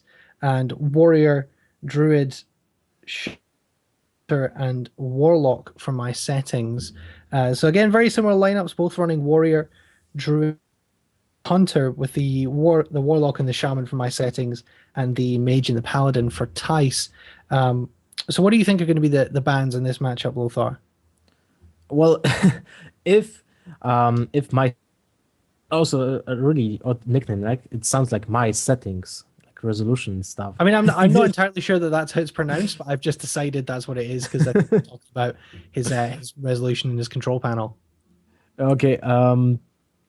I think if he was paying attention to what is going on lately with Tice's matches, he might think about banning the mage from Tice. Like Tice is really good with Mech Mage, and he plays it super efficiently. So this might be a target for the ban. But also the Hunter is a really strong contender. But you have two bans for your disposal. At your disposal, so you can ban two classes, which can be.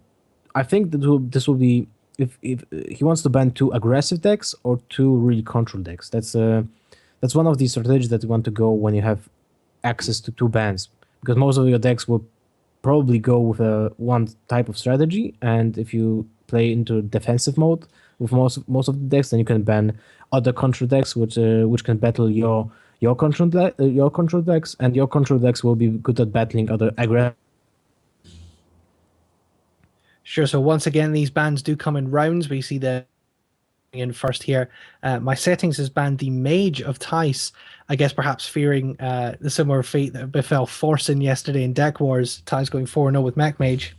But My Settings has had his Druid banned by Tice. Tice respecting, like we said with Kalento, respecting the power of that class, particularly the double combo Druid. Very, very strong at the moment in tournaments. Definitely. Both players are banning something that was really dominating the last games in tournaments. So They definitely. both have the Hunter left up. Warrior, Druid, Paladin, Hunter for Ties. I bet that the second bans will be Hunter. Yeah, that would seem to make sense, and then we'd be left with the Warrior, Handlock, and the Shaman versus the Warrior, Druid, and Paladin. Control Warrior, and as I do get confirmation of that, both the Hunter decks have been banned. So we're going to see the Warrior, Druid, Paladin of Tice and the Warrior, Handlock, and Shaman of My Settings. And we're going to get into that game as soon as possible. Those guys are obviously now going to queue up, and we'll just get the spectator mode all set up for you. But Shaman coming in from My Settings, obviously we talked about in previous matchups not a particularly popular or common deck, but this seems like a more traditional Shaman deck. It does have the Alakir, the Fire Elementals, one Lightning Bolt, double Lightning Storm. We've seen a lot of that sort of the staples of Shaman decks being cut in a lot of these decks. But we saw players like Pause My Wham maybe pulling back from the Shaman deck a little bit, maybe not thinking it's viable in tournament setting. That's very interesting. I'm really curious what type of shaman is he using, and did my settings? Oh, it's Finks. My Finks. Okay, I didn't see that H in his nickname last time. I'm not entirely sure that H is supposed to be there. It's not in any of the. It's not been there in any of the other. It's not supposed to be there. It is in fact my Okay. settings. That is a spelling mistake. It's not mice things or mice things. Just mice things. It's none of those things. It is in fact. Was he streamed during the first 2 days? I don't think we managed to see any of his games on stream. And we may have seen it in the first couple of days. Honestly, I can't remember. But Too many games. That's true. yeah, too many games. But we haven't seen Ties on stream at all, actually, either. We were supposed to see him against Impact yesterday, but obviously that didn't work out. So this is the first of us seeing Ties. Obviously, he's streamed quite a lot. He's in a number of tournaments and on very good form. You'll know a bit more about his practice and his current form than me, Lo.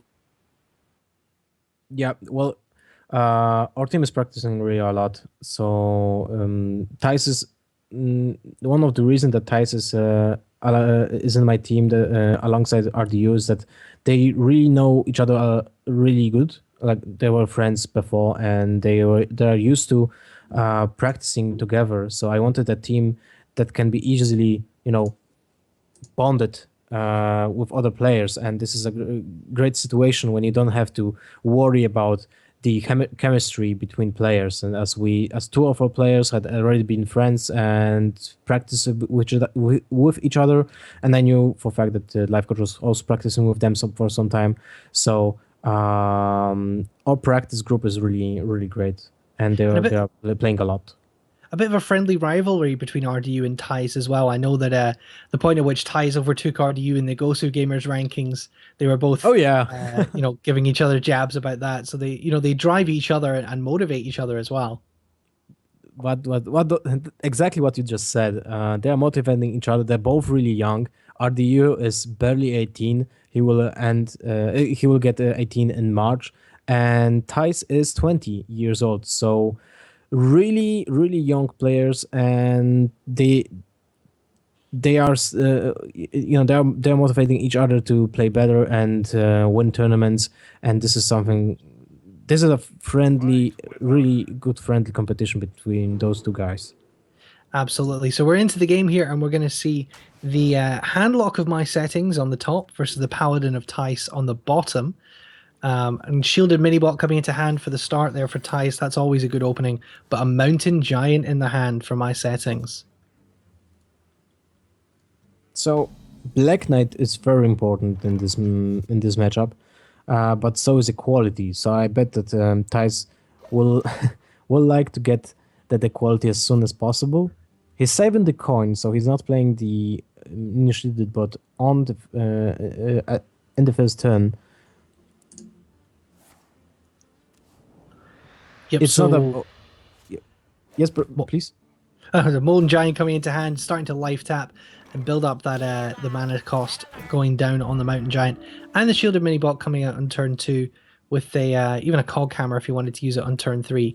But lots of options for Tice to start to build up a board here. But my settings drawing kind of exactly what he needs at this point is the handlock. Yeah, definitely. This is a really bad turn for Tice here. He has no way of dealing with that giant, so he will have to coin out the Belcher on turn 4 and maybe just count off on my settings, taunting up his giant next turn. So that doesn't really make any sense. Sorry, but you will kill the giant eventually before you will get to turn 6. But still, this will take a lot of resources to kill the giant. Yeah, definitely. It's not going to be easy for Ties to deal with the giant here. As I say, he doesn't have the equality. What does he? Does he go with the cog hammer here just to put up a taunt and slow the giant down? Well, you can hero power, so put a dude on the board and then cog hammer first to get a 50-50 taunt on the shielded mini bot. So we'll attack first exactly on to the giant, and the 50-50 goes well for Ties. So now probably he will coin out the hero power. Yep, getting the taunt from the cog hammer. Yeah. Just being Oh, careful. he didn't. Okay, so he wants to save that coin for the Black Knight for the next turn. If my settings will.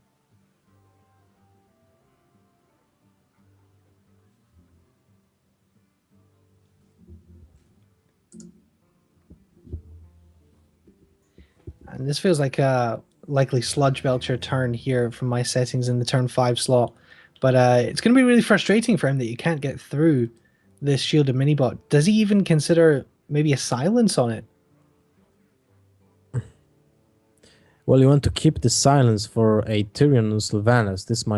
Those are the cards you want to get with the silence. But now the question is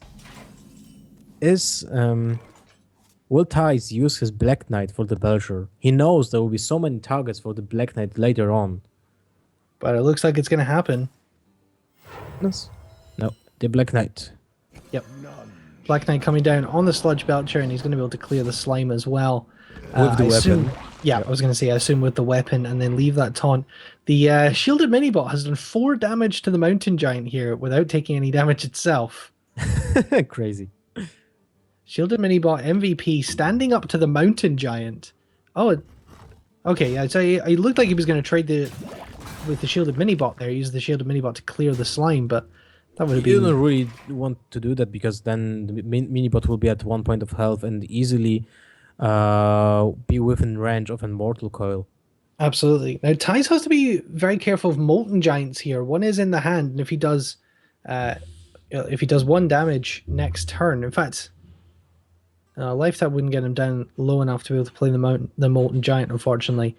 But there is a Sylvanas in hand. There's another Sludge Belcher. There's taunts, but there is no way of getting through the shielded minibot unless you want to sacrifice the silence on it, which that doesn't feel like a useful play at all. The only way to get through it would be to Hellfire. Fire? Yeah, that doesn't feel right. Oh, he's wow, gonna do he's it, going though. for it. Wow. I guess he's just really desperate to get this. Oh, okay, he's thinking better of it. Oh no! Oh, no! Is it coming? Is it? He's doing it. So, He's will he really trade? desperate. He's trading. Oh, wow. Wow, I thought he would have just gone to face there and forced the paladin to trade. And he draw last. Well, interesting order of events. And now Ties will want to probably save that masterful, or maybe not. Maybe just play the masterful battle now. You go face for 2. No, you can't go face for 2 points of damage. You have to think about the molten giants. So Yeah. probably Ties might even play Sylvanas this turn. He's going to go for the muster for battle, and if he puts damage in on face here, he's going to get wrecked by Molten Giant.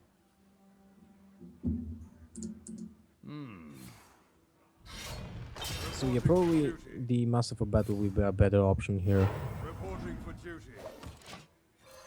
The problem with the Zombie Chow is that it will be actually helping the handlock at some point of the game if there will be a AOE effect, but there's in my settings hand. And he doesn't have another Hellfire, so that's pretty much all of it. He does have 2 Dark Bombs in this handlock deck. Mm-hmm. Well, there was 2 Shadow Flames, right? In the deck. Yep, 2 Shadow Flames, 2 Dark Bombs, single Siphon Soul, single Mortal Coil that we can already see in hand there. Oh, single Mortal Coil. Interesting. Yep, the Mortal Coil there. So now, in this, what do you do in this situation? Well, you have to play the Molten Giant, that's for sure. And you already saw the Black Knight, so you're not really being, you're not fearing the Black Knight anymore. But still, you just left 4 recruits, which will mean that the Quartermaster will add 8 points of attack to the board. It's like a Savage Roar, almost, Yeah. But almost like a Savage Roar. But how does he use that to push through these taunts though? well, you don't have a silence, so I think you just play the Quartermaster and trade. He's thinking over his lines of play here. Doesn't really have a huge, I don't think, unless he wants to just throw up a Sludge Belcher and try and wait, but wait on a silence or BGH.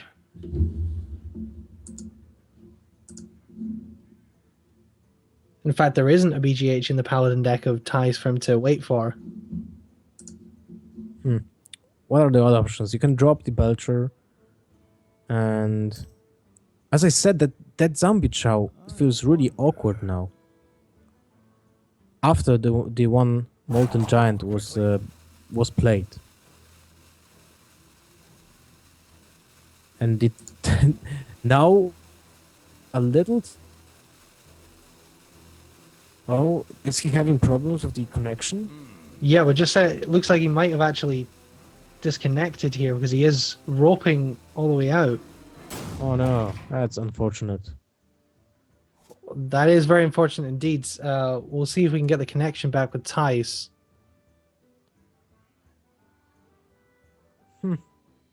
Well, this is way beyond repair anyway. At this point of the game,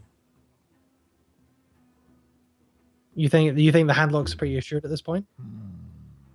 most likely. Now he still didn't draw any kind of AOE effect.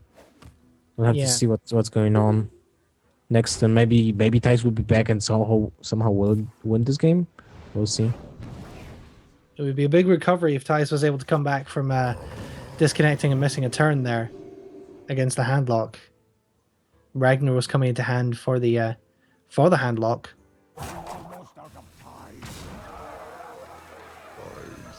Yep. Excuse me for a second, guys. I will call Tice. Yeah, so Lothar's just going to pop off screen and see if we can figure out what's going on with Tice here. But Tice is actually going to rope down a second turn here. It may well be that... Oh, no. We see... oh, that's possible. That's a spectator mode client looking at the cards. But we can't see Tice doing anything, unfortunately. So it looks like Tice is probably at a disconnect and is going to have to forfeit this game, it looks like. Lothar's just going to step away and figure out what's going on there. But... Okay, so he does appear to... Oh, he does appear to have come back. But I think... So Jirax is coming down here. And that is game anyway, if Tice was able to come back. But so that game's going to go down to my settings. Obviously a bit unfortunate there with Tice disconnecting. But as Lothar said, it did look like it was going to be probably a victory for the handlock as we look at Lothar's picture. So we're going to go ahead and see if we can get Tice back and then go into game number 2. I believe he possibly is just having some connection issues. I don't know if we have any update on whether or not he's going to be able to play the next game. Okay, so we're just going to go to a quick break. We're going to sort out what's going on with Tice's technical issues. Obviously, that is 1-0 to my settings in this series. I believe we'll probably stick with that and move into the second game. Hopefully, we'll get Tice back for that. But don't go anywhere. We're going to take a very short break while we sort this technical issue.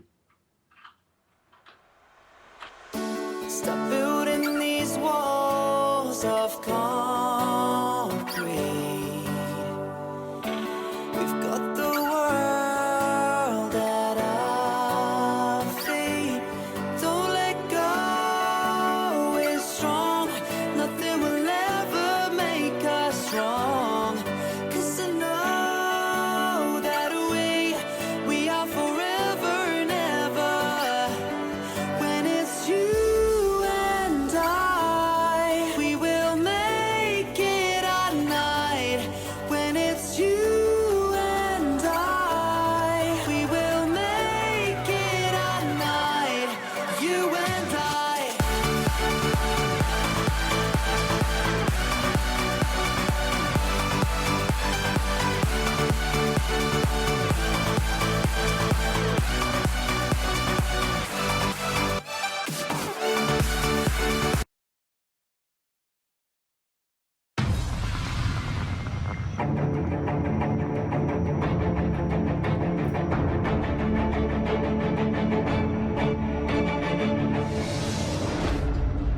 mute.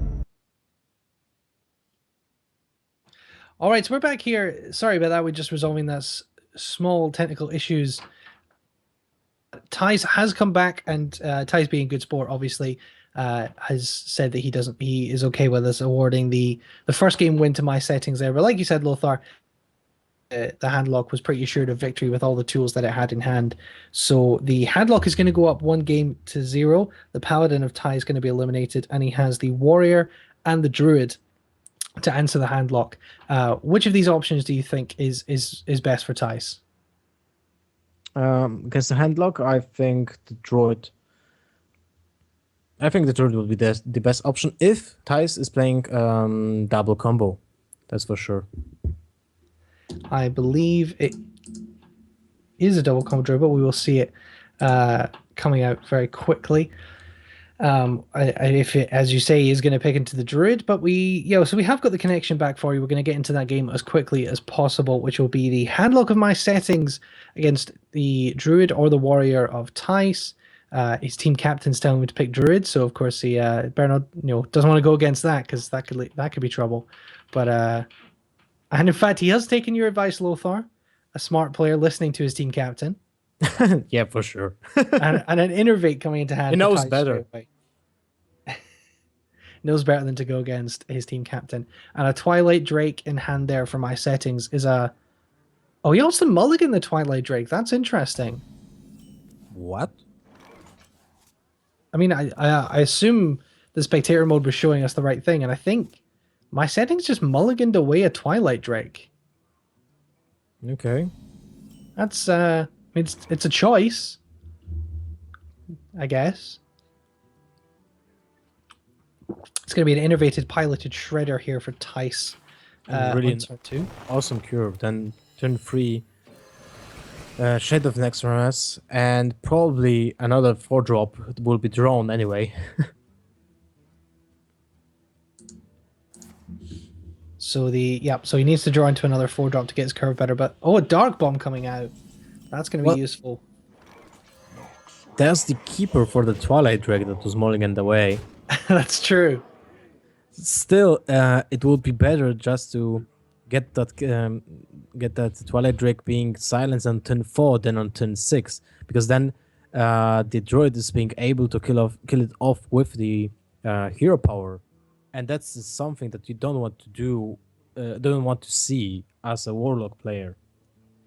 Yeah, I really can't understand the mulliganing away of the Twilight Drake there. That really made no sense. He didn't draw into anything that he needed, and he still hasn't drawn into a Mountain Giant or a Twilight Drake or anything like that. Very questionable play from my settings there, who it appears is taking a little while over this turn. I'm hoping we have had our connection issues resolved, and it's not. Yep, it looks like we're still back. So just going to be a life tap, and he's going to coin out a Sun Fury Protector more than likely. Oh no, he's gonna Dark Bomb the Piloted Shredder. Well, does he have a Hellfire there? Not really, right? No, he has a Shadow Flame, but it's the anodized Robo Cub coming down. It is the right class for that, so that's good. Well, he has the second Dark Bomb, so he'll probably use it on the remains of the Shredder, but this will feel so bad for my settings, like using 2 Dark Bombs on 1 creature in 2 turns.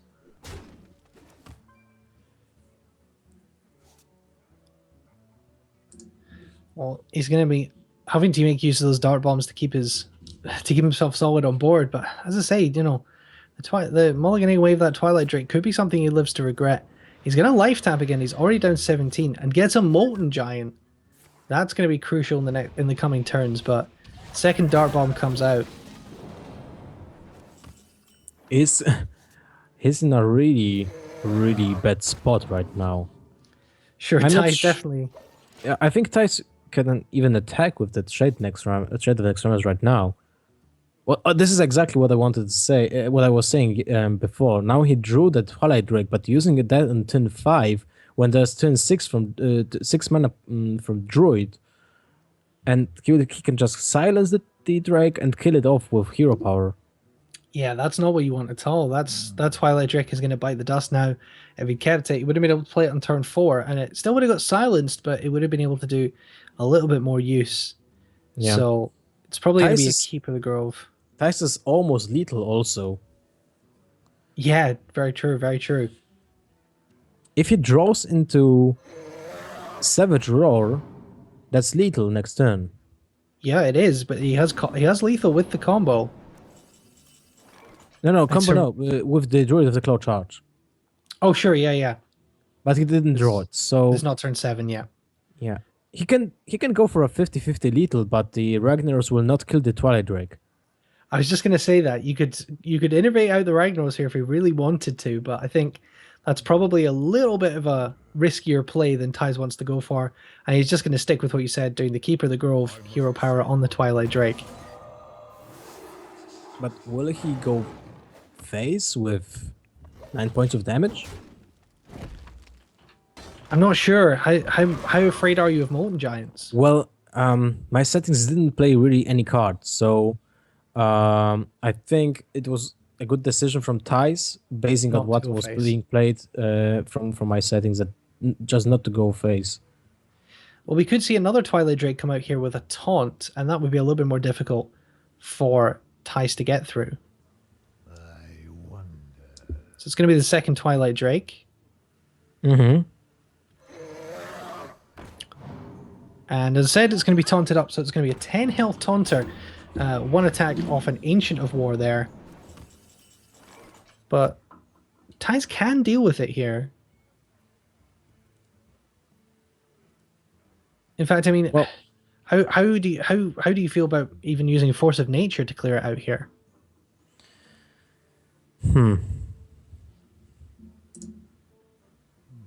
I don't think you want to do this, but on the other hand, you're fearing a giant with Shadow Flame because he has 3, 6, 8 cards in his hand. So if we know that by setting doesn't have the Shadow Flame and the Mountain Giant, but if he has one part of the combo and he will draw the second one, then Tyson will lose the whole board. So playing the Ancient of Lore feels really risky.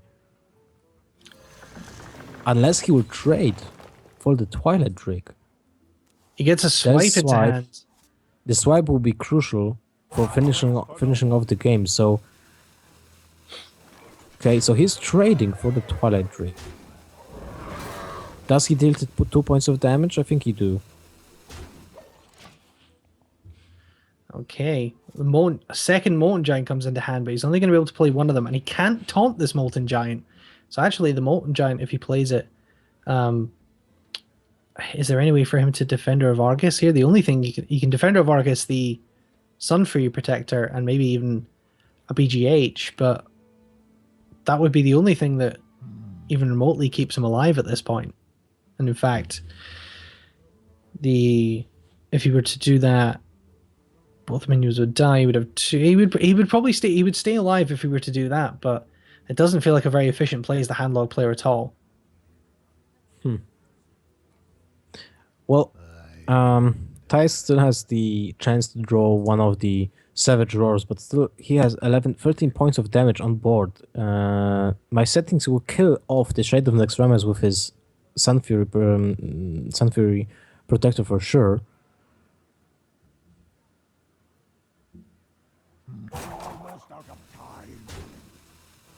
That's interesting. Well, he's going to Shadow Flame, okay.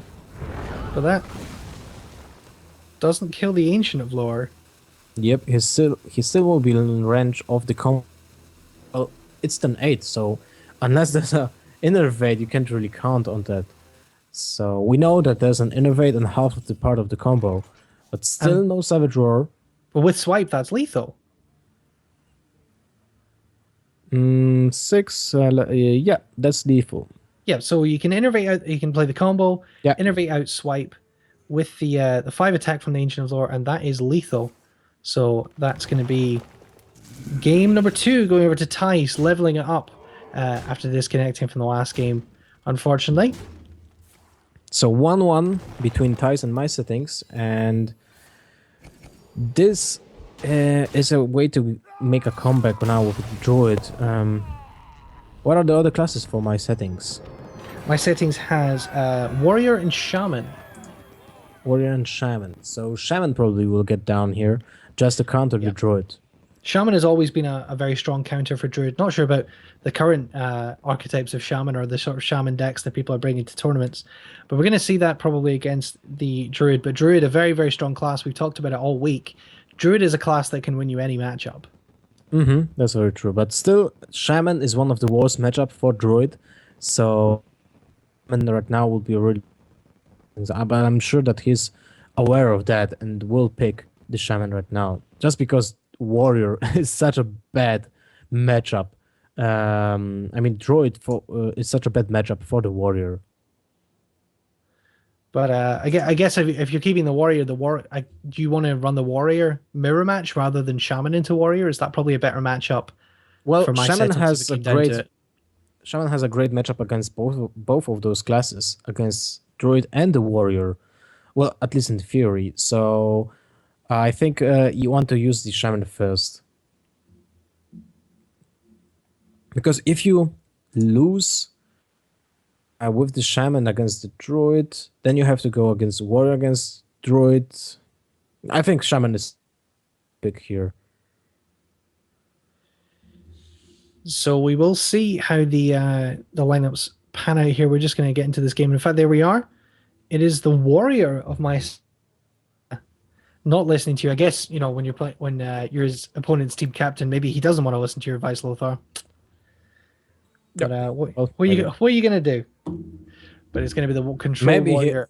Maybe he has some kind of tax against Druids, but not very sure.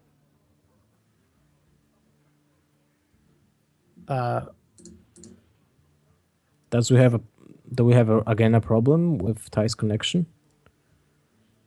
It looks like we're having a little bit of connection issues. We can't quite see the webcam of Tice on our view, but it looks maybe having some internet issues where Tice is. I don't know, I think it's okay. His camera is working, right?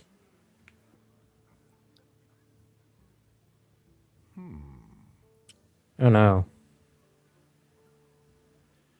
Okay, well, it is Tice's turn here in turn one. He hasn't done anything yet, which suggests he may.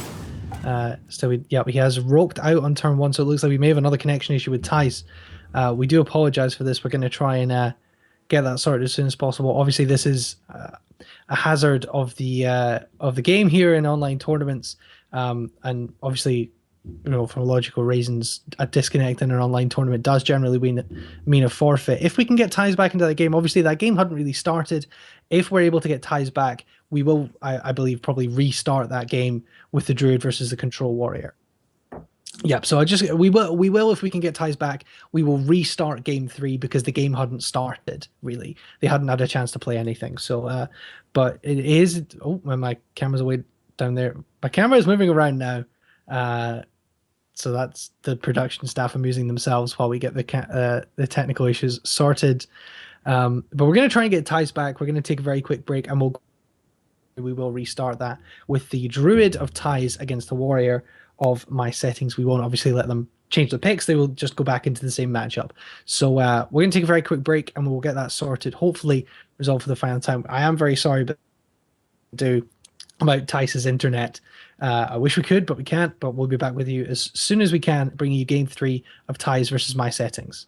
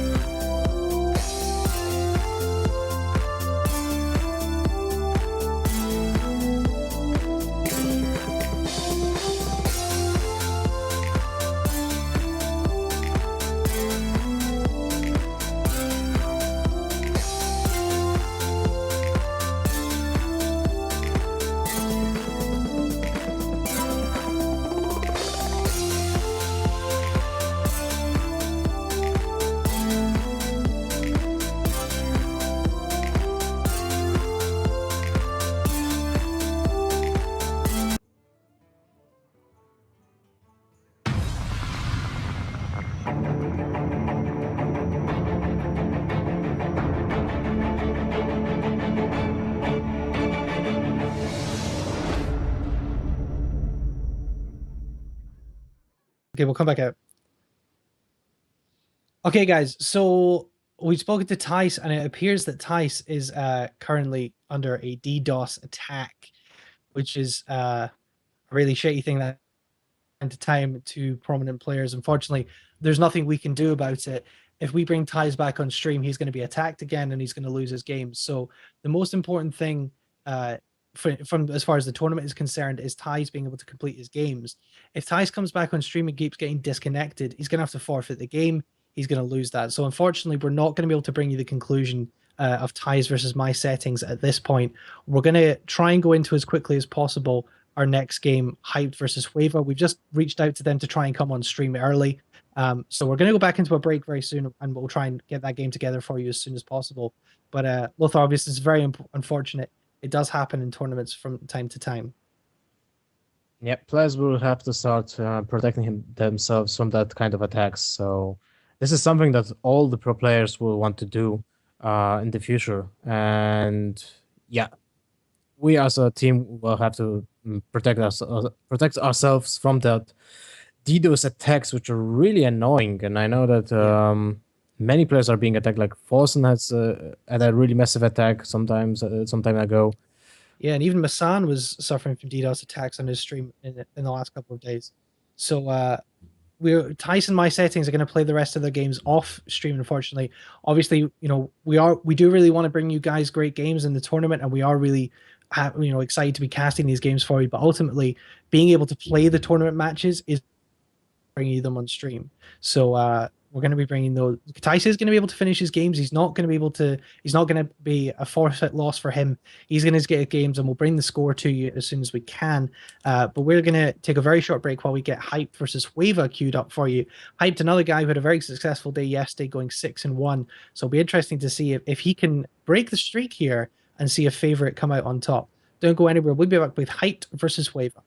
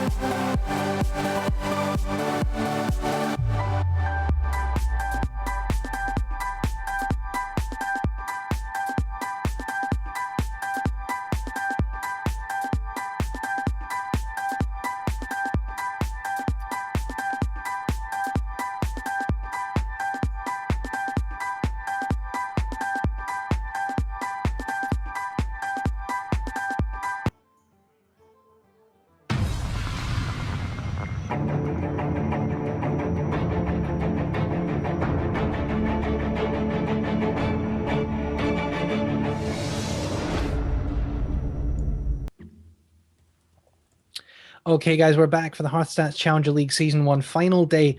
And we're, in fact, going into our final game here. It's going to be Hype versus Hueva, just to confirm. Ties has suffered a DDoS attack in the middle of his game against my settings, as they were he suffered 2 attacks, one in the first game, was able to come back and win the second game, but then was attacked again at the start of the third game. So they're going to replay their game from 1-1 with the Druid versus Warrior. As soon as Ties can get his internet back, they're going to replay that off stream. Because obviously, if we bring Ties back on stream, he's going to be attacked again, and he'll end up getting a DQ loss. So, Ties being able to complete the match is more important. And we're going to go into Hyped versus Hueva and bring that to you right now. Lothar, Hyped has to be the favorite going into this, but Hueva knocked out your teammate Life Coach on day 1, so he's come through the rounds with a very good score. Yeah, that's true. Hyped is the favorite here, but on the other side, we saw 2 upsets today. So Bosmeva beat Nimsh and Ari, or how was it? Ari, yeah. Ari bet Colento 3-0, and we might see maybe another upset. So this is something that we want to look. This is a match we want to look for. Absolutely. And Hueva Kevin, not that known a name, but he does play a lot of Hearthstone locally, plays lands in his local area, wins open tournaments, which are always very difficult, a lot of them single elimination, and has been top 100 on the ladder rankings, so has achieved top 100 legend rank for a number of occasions. And I'm just hoping that Lothar isn't now being DDoSed here, because we've lost his video a little bit. But Lothar will come back, I'm sure, any second. Hopefully the whole of continental Europe is not being DDoSed right now. I'll be able to bring you Hype versus Hueva. We'll bring you the bans for that as soon as we can, but I have the classes for you here. So Hype is bringing the Mage, Warlock, Druid, Hunter, and Rogue, while Hueva is bringing Paladin, Warrior, Druid, Hunter, and Zoo. Hyped has banned that Hunter of Hueva, Kevin, which we saw was a face Hunter in the match against Life Coach, so probably smart to ban that. And Hueva has banned the Mage, which I believe is was a mech mage, so that's not going to be coming out. But we're just waiting for the second round of bans as well, and as I say, we'll get Lothar reconnected as soon as possible. We can't do anything about internet problems, unfortunately, but we will do our best to bring this up for you. We've got some great games going to be coming up with Hype versus Hueva here. It'll be interesting to see the Druid again on both sides. It'll be interesting to see if that stands out. The Hunter from Hyped, that may get banned. They're both Warlock for Hyped as well, and Rogue and the Paladin and Warrior for Hueva. They both have Warlock. They both brought Warlock and Hunter, which is one of the first times we've seen that. And there's my face slipping down there, which I'm sure will be fixed any second, so you don't just see my giant forehead. If you could fix that, that would be great. No. Okay, so let's just look at my forehead, and I'll do this so you can see my my nostrils, eyes. In fact, I can do this. Almost looks like my face. The wonders of cam controls. Lothar does think he might be getting DDoSed as well, which could well be a problem. We're going to take a very quick break and find out what's going on, particularly with my Burka-esque camera, and we will find out. We'll come back very soon.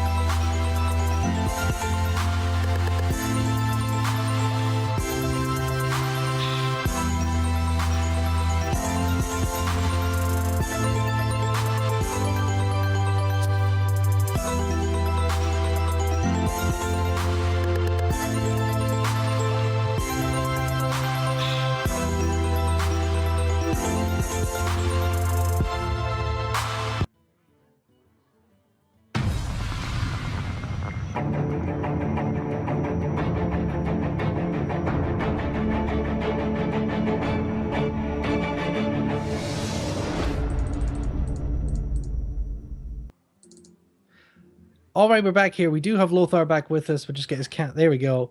Hopefully Lothar is not being attacked as well. We will, we'll sure find out very quickly.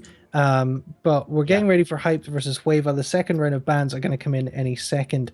So just to bring you up to date, Lothar, on what you missed, Hyped is bringing Mage, Warlock, Druid, Hunter, and Rogue. And Wava is bringing Paladin, Warrior, Druid, Hunter, and Zoo. Hyped has banned the Face Hunter of Wava, and Wava has banned the Mage of Hyped. That was the first ban, right? Yeah. No, we didn't see the second bans yet. We haven't had the second round of bans come in yet. We're just waiting on those coming in from our producer, and we'll bring you those as soon as we can. But both players still have Warlock. Wava has banned the Hunter of Hyped, and Hyped has banned the Warlock. So Wava has Paladin, Warrior, and Druid, and Hyped has Warlock, Druid, and Rogue. Slight error on that screen there. It shouldn't be. It should be. So it's Paladin, Warrior, Druid on the right, and Warlock, Druid, Rogue on the left instead of Paladin and Warrior. So Hyped has his Warlock deck, has a Rogue deck, which we saw him use to great effect in earlier rounds of the tournament. It's a mech Rogue deck he's been playing in previous rounds. I don't know if he might have changed the archetype since yesterday, but when we saw it last, it was a very interesting mech Rogue. It was interesting, but was it performing so well? Like maybe Hyped had come to the conclusion that that's not the deck of choice for the tournament. Maybe he will switch to something else. We don't really know, but I don't know. You know. Well, certainly. And there we go. We do have the classes right now. Druid on the left, Paladin, Warrior, and Druid on the right. Druid still standing for both of them. And it will be interesting to see what the Warlock deck of Hyped is here. If it's a fast Druid and a Zoo, that's going to be a very aggro lineup potentially with the mech Rogue. And could this be just an aggro overload for Hyped here? You think so? Well, we'll have to see. Droid will definitely be the Death Rattle Droid. Hype was really fond of it, and he had really great results with that deck in the previous during the previous days. So I think we'll see definitely more of that. But on the other side, Weaver is making a strong appearance, and he will also bring some really strong decks. So we'll be seeing a really tough match, I think. Absolutely. Weaver Kevin topped his group, a group that included Alchemix yesterday. So certainly no slouch, and as we say, eliminated Life Coach in the playoff in the first round. So has come through these first 2 days very well, only losing those 2 games. And he's going to be going up against Hyped here. Certainly probably his toughest challenge to date. Hyped, a very experienced player, very innovative deck builder as well. And it's going to be that Rogue of Hyped. Now this appears to be Hogger is being teched into this deck here. We definitely didn't see that in previous days. Yeah, that's true. Hyped definitely taking advantage of the format here and teching in some different cards for the final day. That's a good tactic because the opponents will not know what kind of threats they will be facing each time, so they may misplay when they will be they will make some assumptions when they will play the cards on some threats being played by Hyped, and they will miss something that will come later on during the game. Like maybe they will use a hex on something that is not really so important because Hyped just added a bigger threat. You know, that kind of strategy. Sure, and we're seeing the Paladin deck from Wava. Against his Death Rattles coming in. Haunted Creeper. This could well be a faster Paladin deck than we've maybe seen. In fact, it does look like it has a little bit more down the bottom end of the deck with the Haunted Creepers and things like that. Not always a choice, but otherwise it feels like a pretty standard archetype. Yeah, well, almost every Paladin can play with that one Haunted Creeper just because most of Paladins are also playing the Defender of Argus, at least one, and Hunted Creeper has the same purpose as Zombie Chows. So this is just an early game to battle those early game minions from aggressive decks. Absolutely. Now, Hyped obviously decides to go for the hero power there, just a very passive turn, rather than playing something like an Annoyatron. What do you make of his slightly cagier play at the start of this game? It's really a tough nut to crack. Like, as the rogue, you have so many minions, so you want to build a board, but you don't really want to play those minions when they will be easily traded with mana efficient minions from Paladin's side. And you definitely want to be playing those mechs when you can get the buffs from things like the Iron Sensei, which I would assume is still in this deck. Was playing Mech Warpers as well, so wants to get the ramp into them. But he's going to go out and coin out an Arcane Nullifier. And speaking of efficient, the Arcane Nullifier going to get a lot of work done here. Yeah, the Arcane Nullifier will be a great choice, but still there is a True Silver champion which will easily deal 4 damage to the Nullifier, and then it can be traded with something on board from Weaver, right? Yeah, absolutely. And the True Silver Champion's going to come down, trade with the Haunted Creeper, and continue to build up the board of Weva. Fan of Knives, though, in hand for Hyped, which is going to be able to deal with these 2 spiders he wants. It's he still doesn't have an easy way to clear that zombie chow. That's the problem. Like, Yeah. next turn, he can. Next turn is just an Annoyatron, an agent that will deal with the turn 1 zombie chow. So that zombie chow will be standing on his feet for 5 turns in a row. That Zombie Chow getting a lot of work done. It is doing a lot of damage as well. Backstab coming to hand, so he now has all the tools he needs to deal with that. But does he want to? Like, you can off the Divine Shield from the mini-bot, then you can backstab the mini-bot, kill the zombie chow with your agent, and play the Annoyatron. But the Annoyatron will be killed by the True Silver champion. Still a good trade though. Yep, so the Zombie Chow is finally going to get taken off the board. Oh, he's not opting to play the backstab at all. Yeah, he's going to go ahead and use the weapon.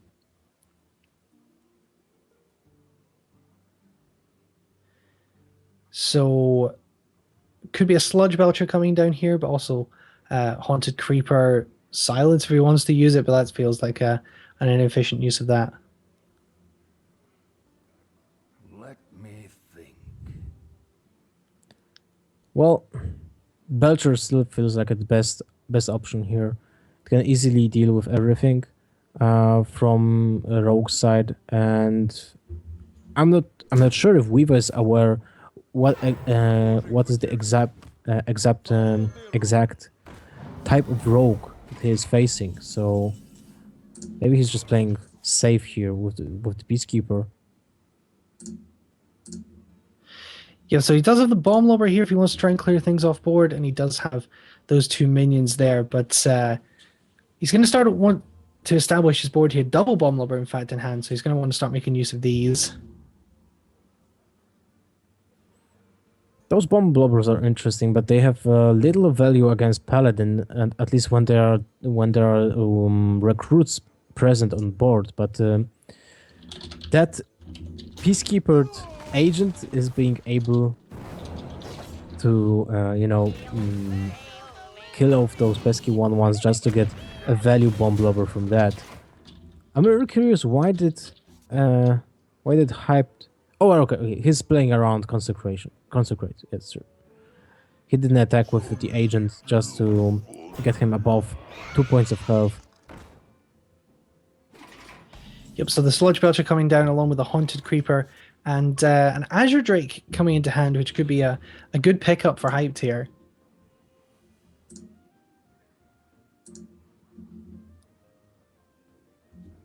Just see what he's going to do. He does have the second Bomb Lobber. He could possibly try and hit the Sludge Belcher, but that feels a little bit risky. Yeah, there's no AoE to play after you play that Bomb Lobber. Like, you don't even have the mana to play a second Fan of Knives if you have a second Fan of Knives in your deck. Yep, so he's probably going to go ahead and puts down the Azure Drake. Can eviscerate the Sludge Belcher here if he wants to clear that main body and I actually think clear you it off the board. should. I think you should do it.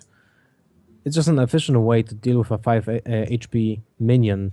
So you want to do this when you get the chance. Yep, so he's going to go ahead and use the spell power to clear the Sludge Belcher and finish it off. Leave just the Haunted Creeper on board. True Silver Champion, though, is kind of a problem.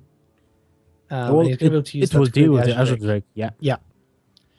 But now that True Silver Champion is down, and nobody will plays in the hand for Wave Kevin. Has a muster for battle if he wants to use that, and maybe a Defender of Argus, but the Dr. Boom could well come. That's going to be a big turn for Hyped. For sure. These minions, it's good to get board presence, but these little one attack minions and the one attack weapon really aren't going to help Wave Kevin as we get into this late part of the game. Well, he just showed that he doesn't have the Quartermaster because the Quartermaster will be for sure better played than the Defender of Argus on turn Absolutely. 8. So Hyped can be like safe from next turn. Unless there will be a top decked Quartermaster, he knows that those 2/2s and 1/1s will still be with those stats. So playing Dr. Boom now will feel really good because those bombs probably have a lot of value. Definitely. So this is just an easy Dr. Boom turn, do you think? I think so. And here it comes. Dr. Boom coming down straight away. And a little bit of trading to clear out the board. Undertaker into hand for Hueva. A little bit late on that. But the equality, I guess he's just going to try and clear out everything on board and hope the bombs don't screw him up too much. Yeah, well, he has to do it. That's unfortunate for him because he's running out of cards. So unless he draws into Azure Drakes, Land Hands, his value, the cards he has in his hand are just really of low value at this point of the game. Undertaker, while drawing just one card, is probably just still a 1/2 minion because there are so many non-death rattle cards in this paladin probably. So it looks like he might actually leave the bombs standing here to prevent that damage. He's gonna go ahead and kill one of them, and crucially plays the Undertaker after killing the bomb. So he doesn't want that to die. Yep. So he's gonna clear both the bombs out before he plays the Undertaker. Lose a couple of minions in the process, but does keep his Undertaker protected. Hyped can sprint here if he wants to, or he could play his mechs, the Iron Sensei, Harvest Golem, and Neutron. I think you play those minions. You just saw an equality and there was no consecration, so there are little chances of seeing that in the next turn. If your Neutron will get buffed, then you're really ahead. Absolutely, and Maybe you just even dagger up and not play the Harvest Golem. yeah. I mean, I guess that's right. What you're saying about wanting to make sure you buff the Neutron. That is what he's thinking about. I guess you're not too worried about this Undertaker when you're only seeing one card in hand. Mm-hmm. And if you're going to clear out these spiders, you could easily clear out the spiders, and then you have. Okay, I was going to say you don't play the bomb lobby. I was assuming you play the Iron Sensei there. I'm curious why did he choose to do that. I guess he was trying to kill the Undertaker, but... And that Undertaker value just went up with that single Dr. Boom, because every single of those bombs have a death rattle effect, so they are adding up for that Undertaker. Yep, the complexion of this game just changed, and the board has turned around completely. No sprint, definitely an option for Hype. Sprint not an option for Hyped here. Weathercaven is all in, but there is nothing that Hyped can do to really kill off this this Dr. Boom on board. Yeah, well, he still has a lot of health points, so maybe he will try to sprint here and kill the Undertaker as well? Yep, yeah, I think so. Well, it depends. Maybe you sprint first. If you see an eviscerate, then you can eviscerate the Dr. Boom and kill it off with a bomb blobber. Yeah. Ah, but sprint never feels this comfortable when you're. But it looks like that might be what Hyped is thinking about right now. It's a very difficult turn. One of those turns where he has to pick a line of play. They're not obvious lines of play, and whichever one he picks is possibly going to determine the course of this game. He's going to go for the mechs. 1 point of damage from the bomb, which is really also important Yeah. in this match. Because the shaman, the paladin lacks burst damage. So that bombs are like the only burst that he has. So he does have to play the mechs. He gets the mech warper buffed up to a 4/5 thanks to the Iron Sensei. But now Hyped is the one running out of cards in hand. He's going to have to sprint fairly. No, you don't have to worry. He will just top deck in preparation next turn. The Aldor Peacekeeper coming down. That could be a little bit of an issue though, because those mechs can still be buffed even after they've been debuffed, if you like, from the Aldor Peacekeeper. Yeah, he has to deal with the Iron Sensei right now. Iron Sensei, not a hugely popular card. Oh, and the second bomb only does 1 damage as well. That's unfortunate. Iron Sensei is a card that could just mess you up so much. And is he just going to go face with the Dr. Boom? He is. Probably a sensible decision from Kevin. He's thinking about silencing the Harvest Golem, I think, to try and just cut off the oxygen supply to Hype's board. Hogger Yes, coming the to Hogger, hand. but doesn't silence in Weaver's hand, so this might be awkward. Now, when does he have the time to play that sprint? This might be a problem. It's always awkward trying to find a turn to play sprint when you have an optimal board. When that board was cleared a couple of turns ago, maybe he could have sprinted at that point.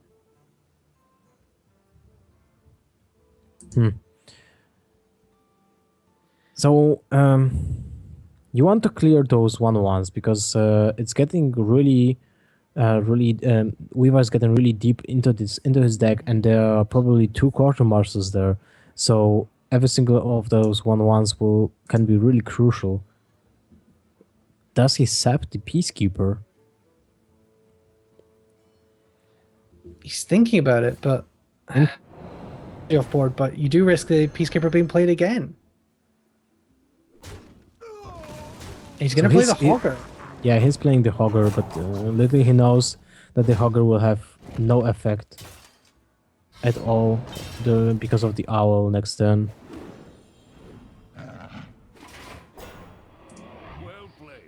Well, there's a piloted Shredder.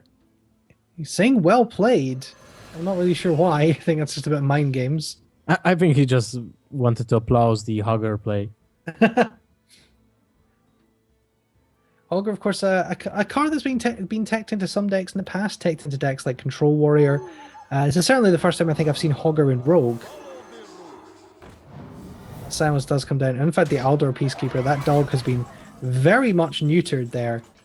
Micromanage, not a great top deck. Now we just have to sprint. You have to sprint. SI7 Agent Backstab. That's actually a pretty good pickup. Yeah. Because that's going to enable you to clear out the Dr. Boom here. Well, you have to sacrifice 2 creatures for that, but still better than nothing. Well, not necessarily, because you can use the Backstab and the SI7. No, you can't use the backstab because Dr. Boom is already being damaged. Oh, of course, yes. You're correct. So many. It's been a long few days. Well, you have to use the backstab anyway. So I think you use the backstab to the Peacekeeper, finish it off with the agent. You sacrifice. No, wait, you have to use the agent for the block of bombs. Never mind. So you have to sacrifice probably Golem and Hogger for Dr. Boom. Then you can finish off Peacekeeper with your dagger and just pray for a miracle. Yeah. Looks like what's going to happen. Golem. It's actually sacrificing the Mech Warper. Does that feel like maybe a little bit of a misplay? Because he now doesn't get the the effect from the Mech Warper when he could have just traded the Hogger, which is pretty useless at this point. Reporting for duty. But that piloted Shredder coming down with the Sludge Belcher, and the damage is going to start to come in from Kevin. It's difficult to see. Ragnaros, well, that's not going to save Hyped, unfortunately, at this point. He's probably going to have to just play the Arcane Nullifier to stall. I guess at this point you just throw down all the mechs in your hand, Lothar. Oh. Great, so Lothar's just disconnected again a little bit, which is great. So I will attempt to keep this on the rails until we get him back. But yeah, so just opting to throw down all the mechs there. The Arcane Nullifier is very important, obviously, to stall that damage. Knife Juggler. Actually, the placement of this knife could be kind of crucial. Reporting for duty. It's a lot of targets. Hits the Micro Machine. That's not what he needs. So he's going to have to trade for the Arcane Nullifier. Black Knight coming into hand. That's going to be a huge draw to get rid of the Sludge Belcher. But he's going to have to clear pretty much everything on board if Hype wants to stay alive. So you can use the Black Knight to get rid of the Sludge Belcher. You do have minions to trade for everything on board. So the Black Knight's going to be the play here. So many. And I assume trading the 3-3 and the 3-1 into the 1-2 and the 3-2, and the Hogger will probably get traded here as well. He'll try and keep the piloted Shredder alive. Maybe I'll even use the dagger to kill the 1-1, which would be a risky play to give up his life total like that, but what does the Paladin have that can deal that damage? Well, I guess a second True Silver Champion would be important. Something like a Muster for Battle would help. But it's going to be some trades here. In fact, yeah, he is going to go ahead and use his face here for trades. Because he has, well, if he has, yeah, because he has the Shredder, and to be able to deal, and has to be able to deal with whatever comes out of it. So I assume the 3-3 is going to go to the 4-1 here to give himself the 4 attack. Oh no, he's going to trade. Gets a Lightwell, actually. Lightwell could well be the MVP here, because the Lightwell is going to heal him next. So whoever needs to draw to 2 damage, Sylvanas is not it. So that's just going to be played out. I have no time for games. And that's going to be a little bit of a difficulty for Hype to deal with, but for the moment, and he's going to be praying that that Lightwell goes onto his face. It doesn't. It heals the Black Knight for 1. Well, oh dear. At this point, Hyped is just hoping and praying. Looks like he's going to use the dagger to attack one of the... So many options.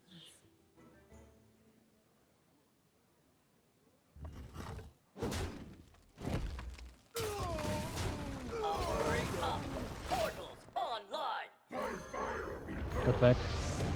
Sorry, guys. I'm not sure if I'm being DDoSed or isn't just my internet provider being sloppy. Oh really? Oh wow. So I'm alone. Okay. So Weaver just won the game against Hyped. This is awkward. So that's 1-0 start for Weaver here, and we'll have to see the next next game between those two players.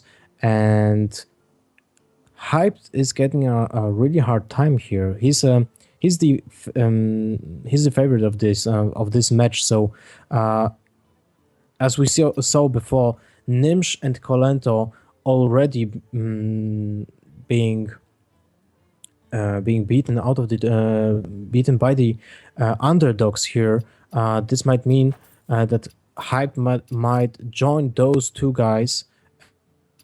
Hype has still his Warlock and Druid against the setup of Weaver. Weaver has Paladin, Druid, and Warrior. So probably Hype will have to choose the Warlock against the Paladin, and this is the case here. The handlock against Paladin is not an easy matchup for sure, as Paladin has equalities and consecrations which can easily deal with the entire board from handlock, and this is a problem that that Hype will have to ignore, and he has just to overextend the board at some point. And the problem is that Weaver has also become Hunter in his deck, as we can see in his opening hand. So not a single giant will be safe from Hyped. But on the other hand, Hype did draw the crucial Twilight Drake, so he's sure of having a minion on turn 4, which is very crucial in every single match from handlock for handlock.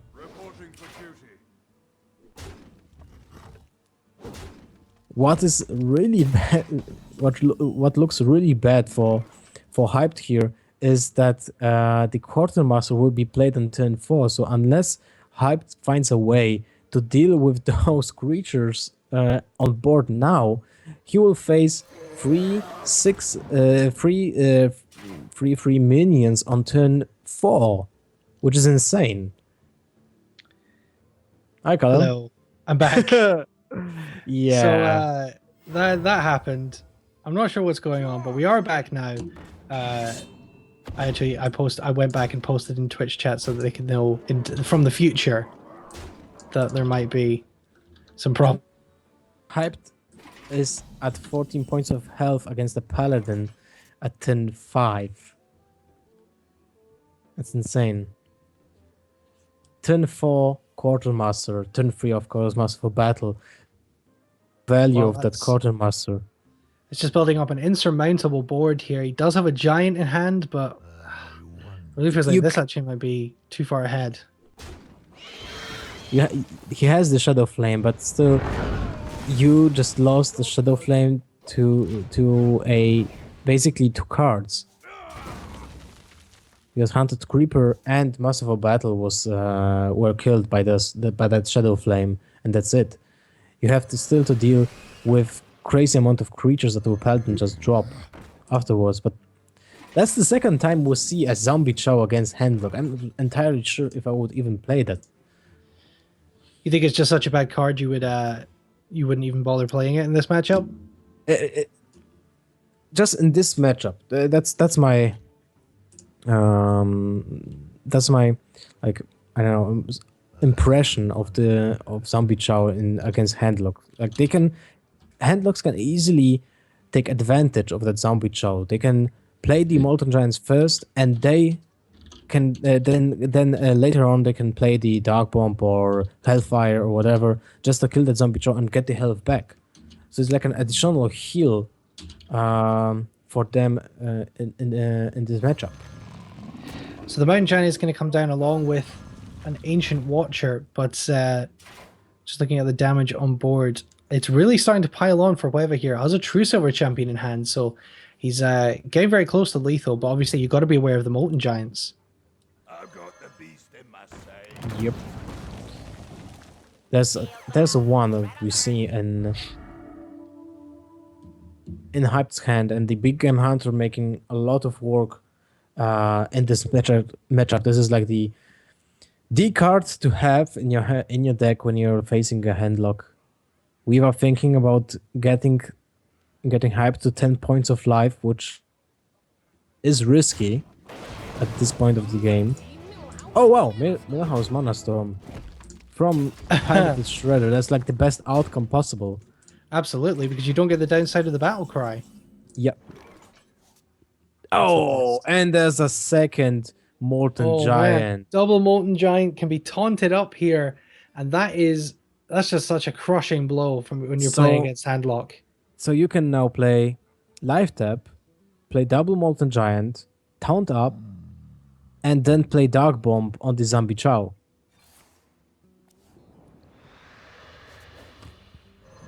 And that's probably what Hyped will gonna do. Double free Molten Giants. Yep. Said about the Zombie Chow. it dealt 2 points of damage, which was crucial also to play those Molten Giants, and now it will also get back the handlock to 15 points of life. Absolutely, and if that Dart Bomb does come down, it's going to be able to have maximum value for the handlock because he no longer has to worry about Molten Giants. Jiraxis in hand as well, so it's very important to get the Molten Giants out before you play Jiraxis.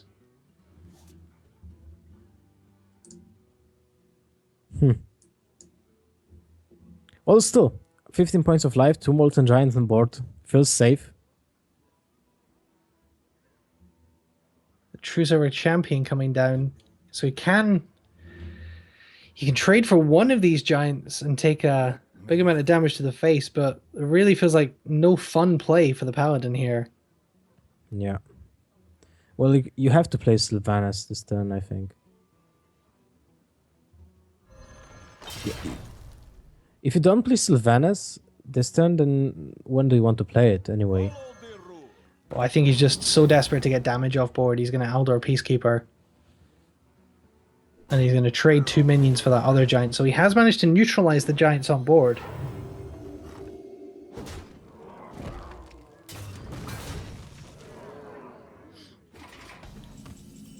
Mirror's Mana Storm is doing some serious work here, dealing 4 points of damage to the giant.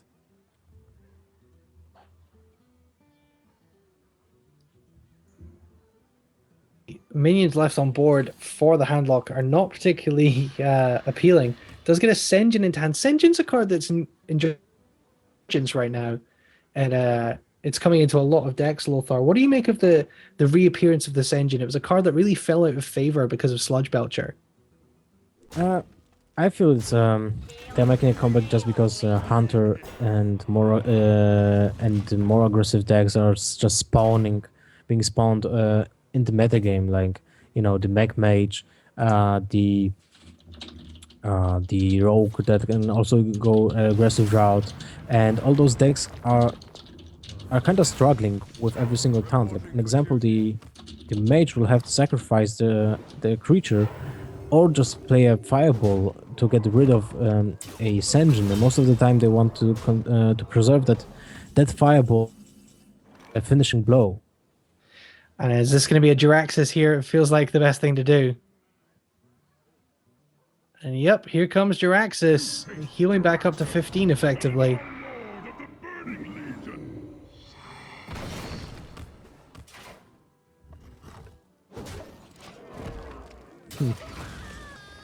Well, 11 points of health, that's still a lot, but Dr. Boom will make some serious work here, because now the bots, every single damage from the bots is counting like for double, just because the handlock has no way of healing apart from Siphon Souling, and that's still only 10 points of life, and you have 6 points of damage on board. When you count those bombs, they can be transferred into lethal next turn. Absolutely. So do you obviously have to decide? You have 2 big game hunters in hand, so I guess you want to BGH one of the 7/7, and then play your Mountain Giant. No, you have to play the Siphon Soul on the Peacekeeper, I think. So you play BGH Siphon Soul. Yeah, I think so.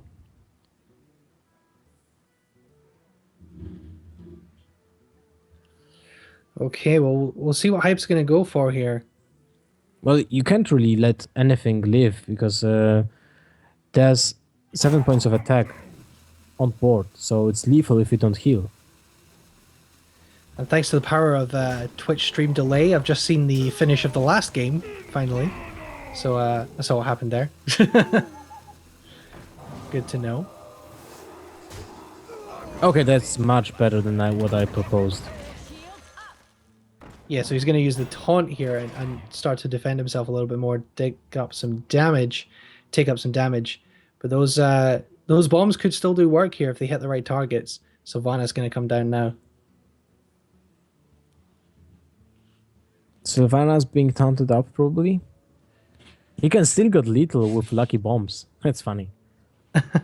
I mean, yeah, he could run both his bombs into the BGH here. Yeah. I guess you taunt up the Sylvanas I have and the no Mech time for Warper. games. Well, he's okay. He's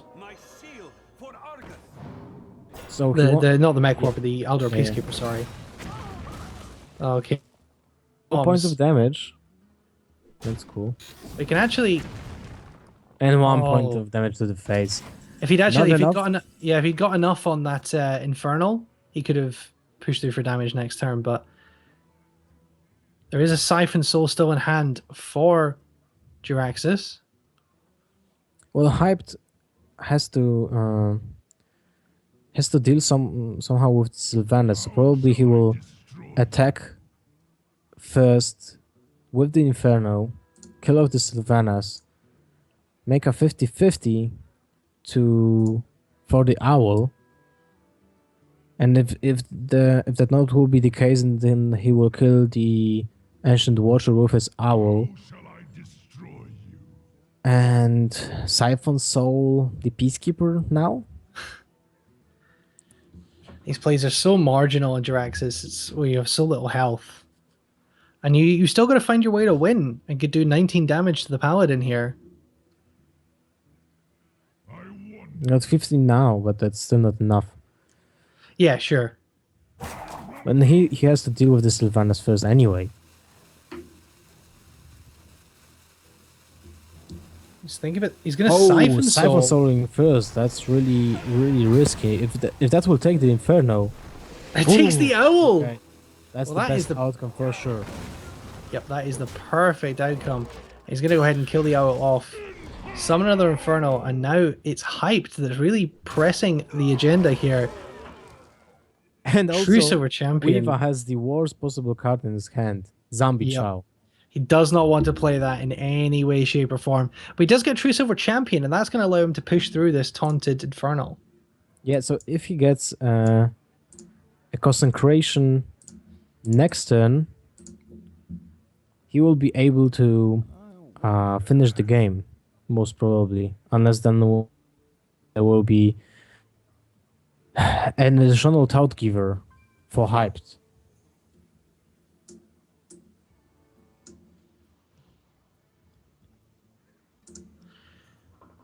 Well, we're going to see what Hyped can do here. He does have a Mountain Giant in hand, but it's not very efficient. Dr. Boom as well. That feels like possibly the better play to try and rein the damage in. And I feel like Kevin might be having some technical issues now. And he is roping, so having some issues with the webcam of Kevin and the rope. Okay, this is our life today, folks. Unfortunately, these things do happen in tournaments. We've had a pretty much flawless connection so far. The last And- 4 days, right? Yeah, for the last 3 days, we've had no trouble. And now, but I mean, Hyped was pretty much in the ascendancy here. It Yeah, wasn't- we can see the next draw from Weaver, so if that's a Consecration, then he would have won, but it's a nah. muster for battle. So that was easy win for Hyped anyway. yep, Hyped was definitely going to win that game, no matter what. Well, easy. Unfortunately, Not easy, Yeah. but yeah. so yep, as you can see, Weaver left. I don't think of his own volition, but we will see if we can restore that connection for you. As a hell of a time of it here today. With technical issues, it does happen. Thank you to those of you who have stuck with us. In fact, actually, if you believe it, Lothar, as our technical issues have mounted, our viewer count has gone up. So people aren't leaving, which is nice. So That's please stay nice. with us. We're trying our best to bring you these games. And in fact, I'll see if I have any other score updates for you. I don't have anything else, any other scores coming in for you yet. Obviously, Dark Onyx and Kit Kats are playing, and we do have the ties versus my settings game that is going on at some point. We're not sure if that's got back underway yet. That depends, obviously, whether Tice has been able to reconnect after his unfortunate DDoS attack. Also, Dart is playing Dale at some point, so we're not sure how that's getting on. But Dark got through yesterday on his birthday, so he'll be hoping to continue that momentum. We may need to take a very short break here to try and restore the connection with Kevin. He's back. Oh, Okay, he's so back. we're gonna keep going. So it's just a minor glitch, and we're gonna go into the next game here. So it's gonna be the Handlock of Hyped, going against either the Warrior or the Druid of Hueva Lothar. Which do you favor? I still think Hype will win this match. He's a really strong player, and he doesn't make. Well, I didn't see any mistakes in the previous games, so I think he's on top of his game and will push this game through. Do you think Hueva will go for the Warrior or the Druid here? Probably Druid, if he has the double combo. That's the same stuff like Thais. Thais was opting for the Druid against Handlock, and I think that Weaver should do this also. So yeah, so I'll maybe talk about the deck a little bit more if he decides to pick it. I don't want to talk too much about it in case it doesn't get picked.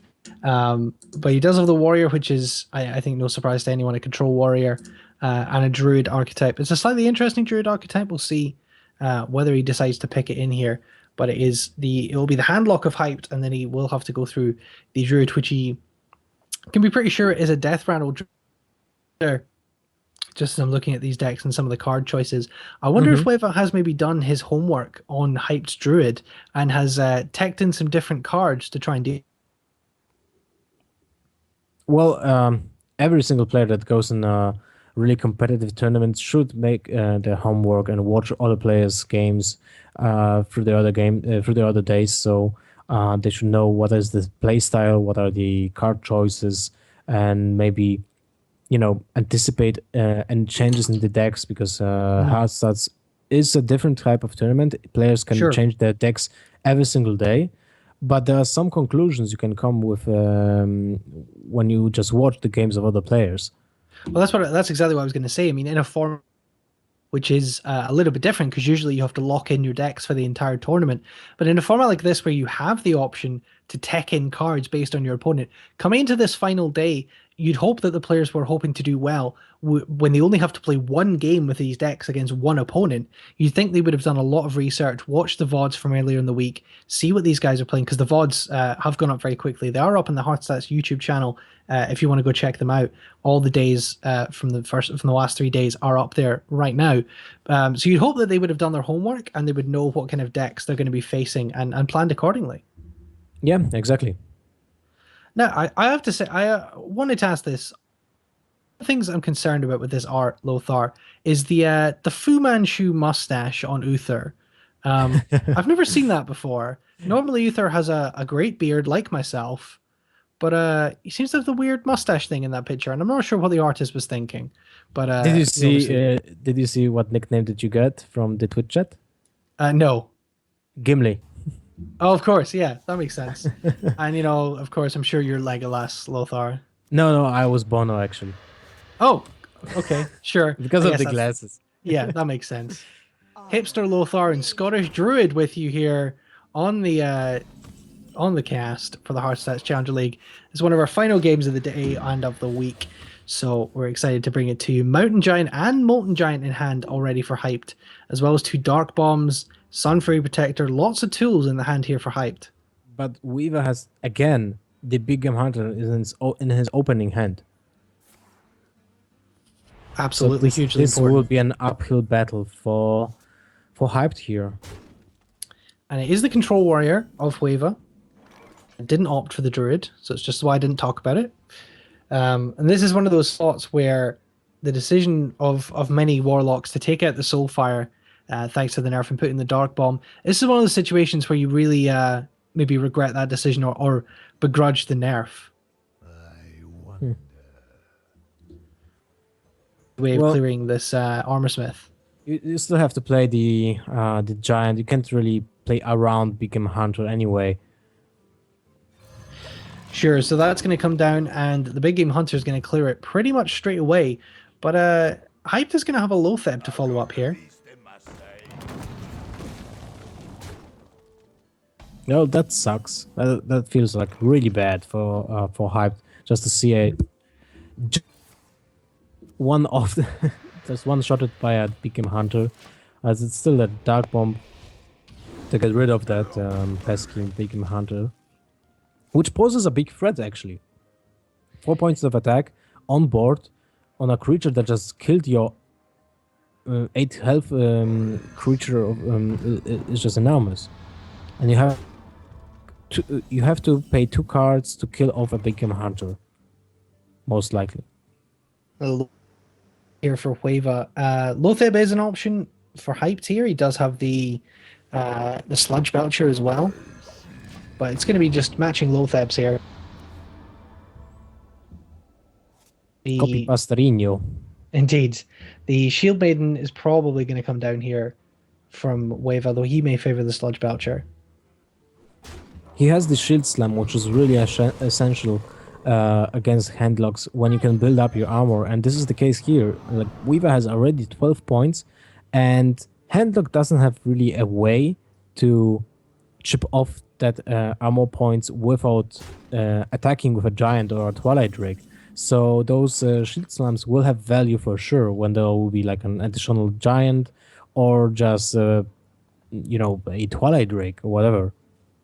Definitely. I mean, we look at the Zoolock decks and talk about those decks, putting opponents on a clock of Steve very quickly, but Handlock is actually a deck which in many matchups can be on a clock itself. In a matchup like this, where you have the warrior getting so much armor and getting out of range, it can very quickly be the case where the Warlock is too low and the Warrior is too high, that the matchup is just insurmountable for the Handlock. And even more armor coming on here with the Hellfire. Looks like he's going to use the Dark Bomb to clear out probably the Shield Maiden.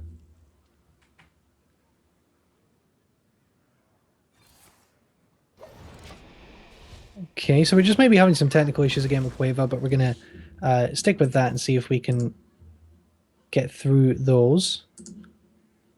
Hopefully that's not going to present too much of a problem. Those DDoSers, man. Those suck. Well, I hope it's not happening to poor Kevin, because he's worked so hard to get to this point. As much as it sucks for it to happen to pro players, for it to happen to, newcomers who haven't been in the pro scene, it does look like we're having some trouble with his webcam. I can see it flickering there at the side, and obviously he's not moving, and he has left.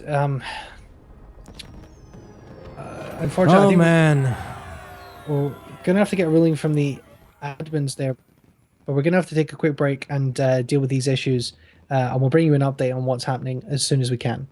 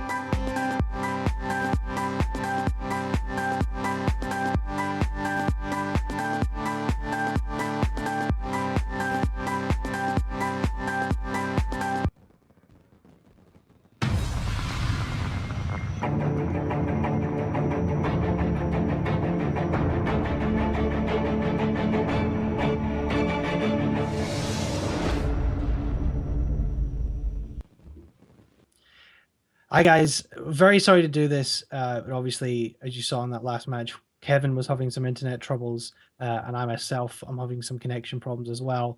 Lothar has had them, and Tyz has had them as well. So we're gonna have to call it a day. I'm afraid we're not gonna be able to complete any more games for you on stream as a result of the cyber attacks on both players and casters. There's just no viable way that we can bring you the stream. And like I said, with ties, the most important thing is completing the tournament without guys getting too many DQ wins. So we're going to work out what's happening with Hype versus Wava.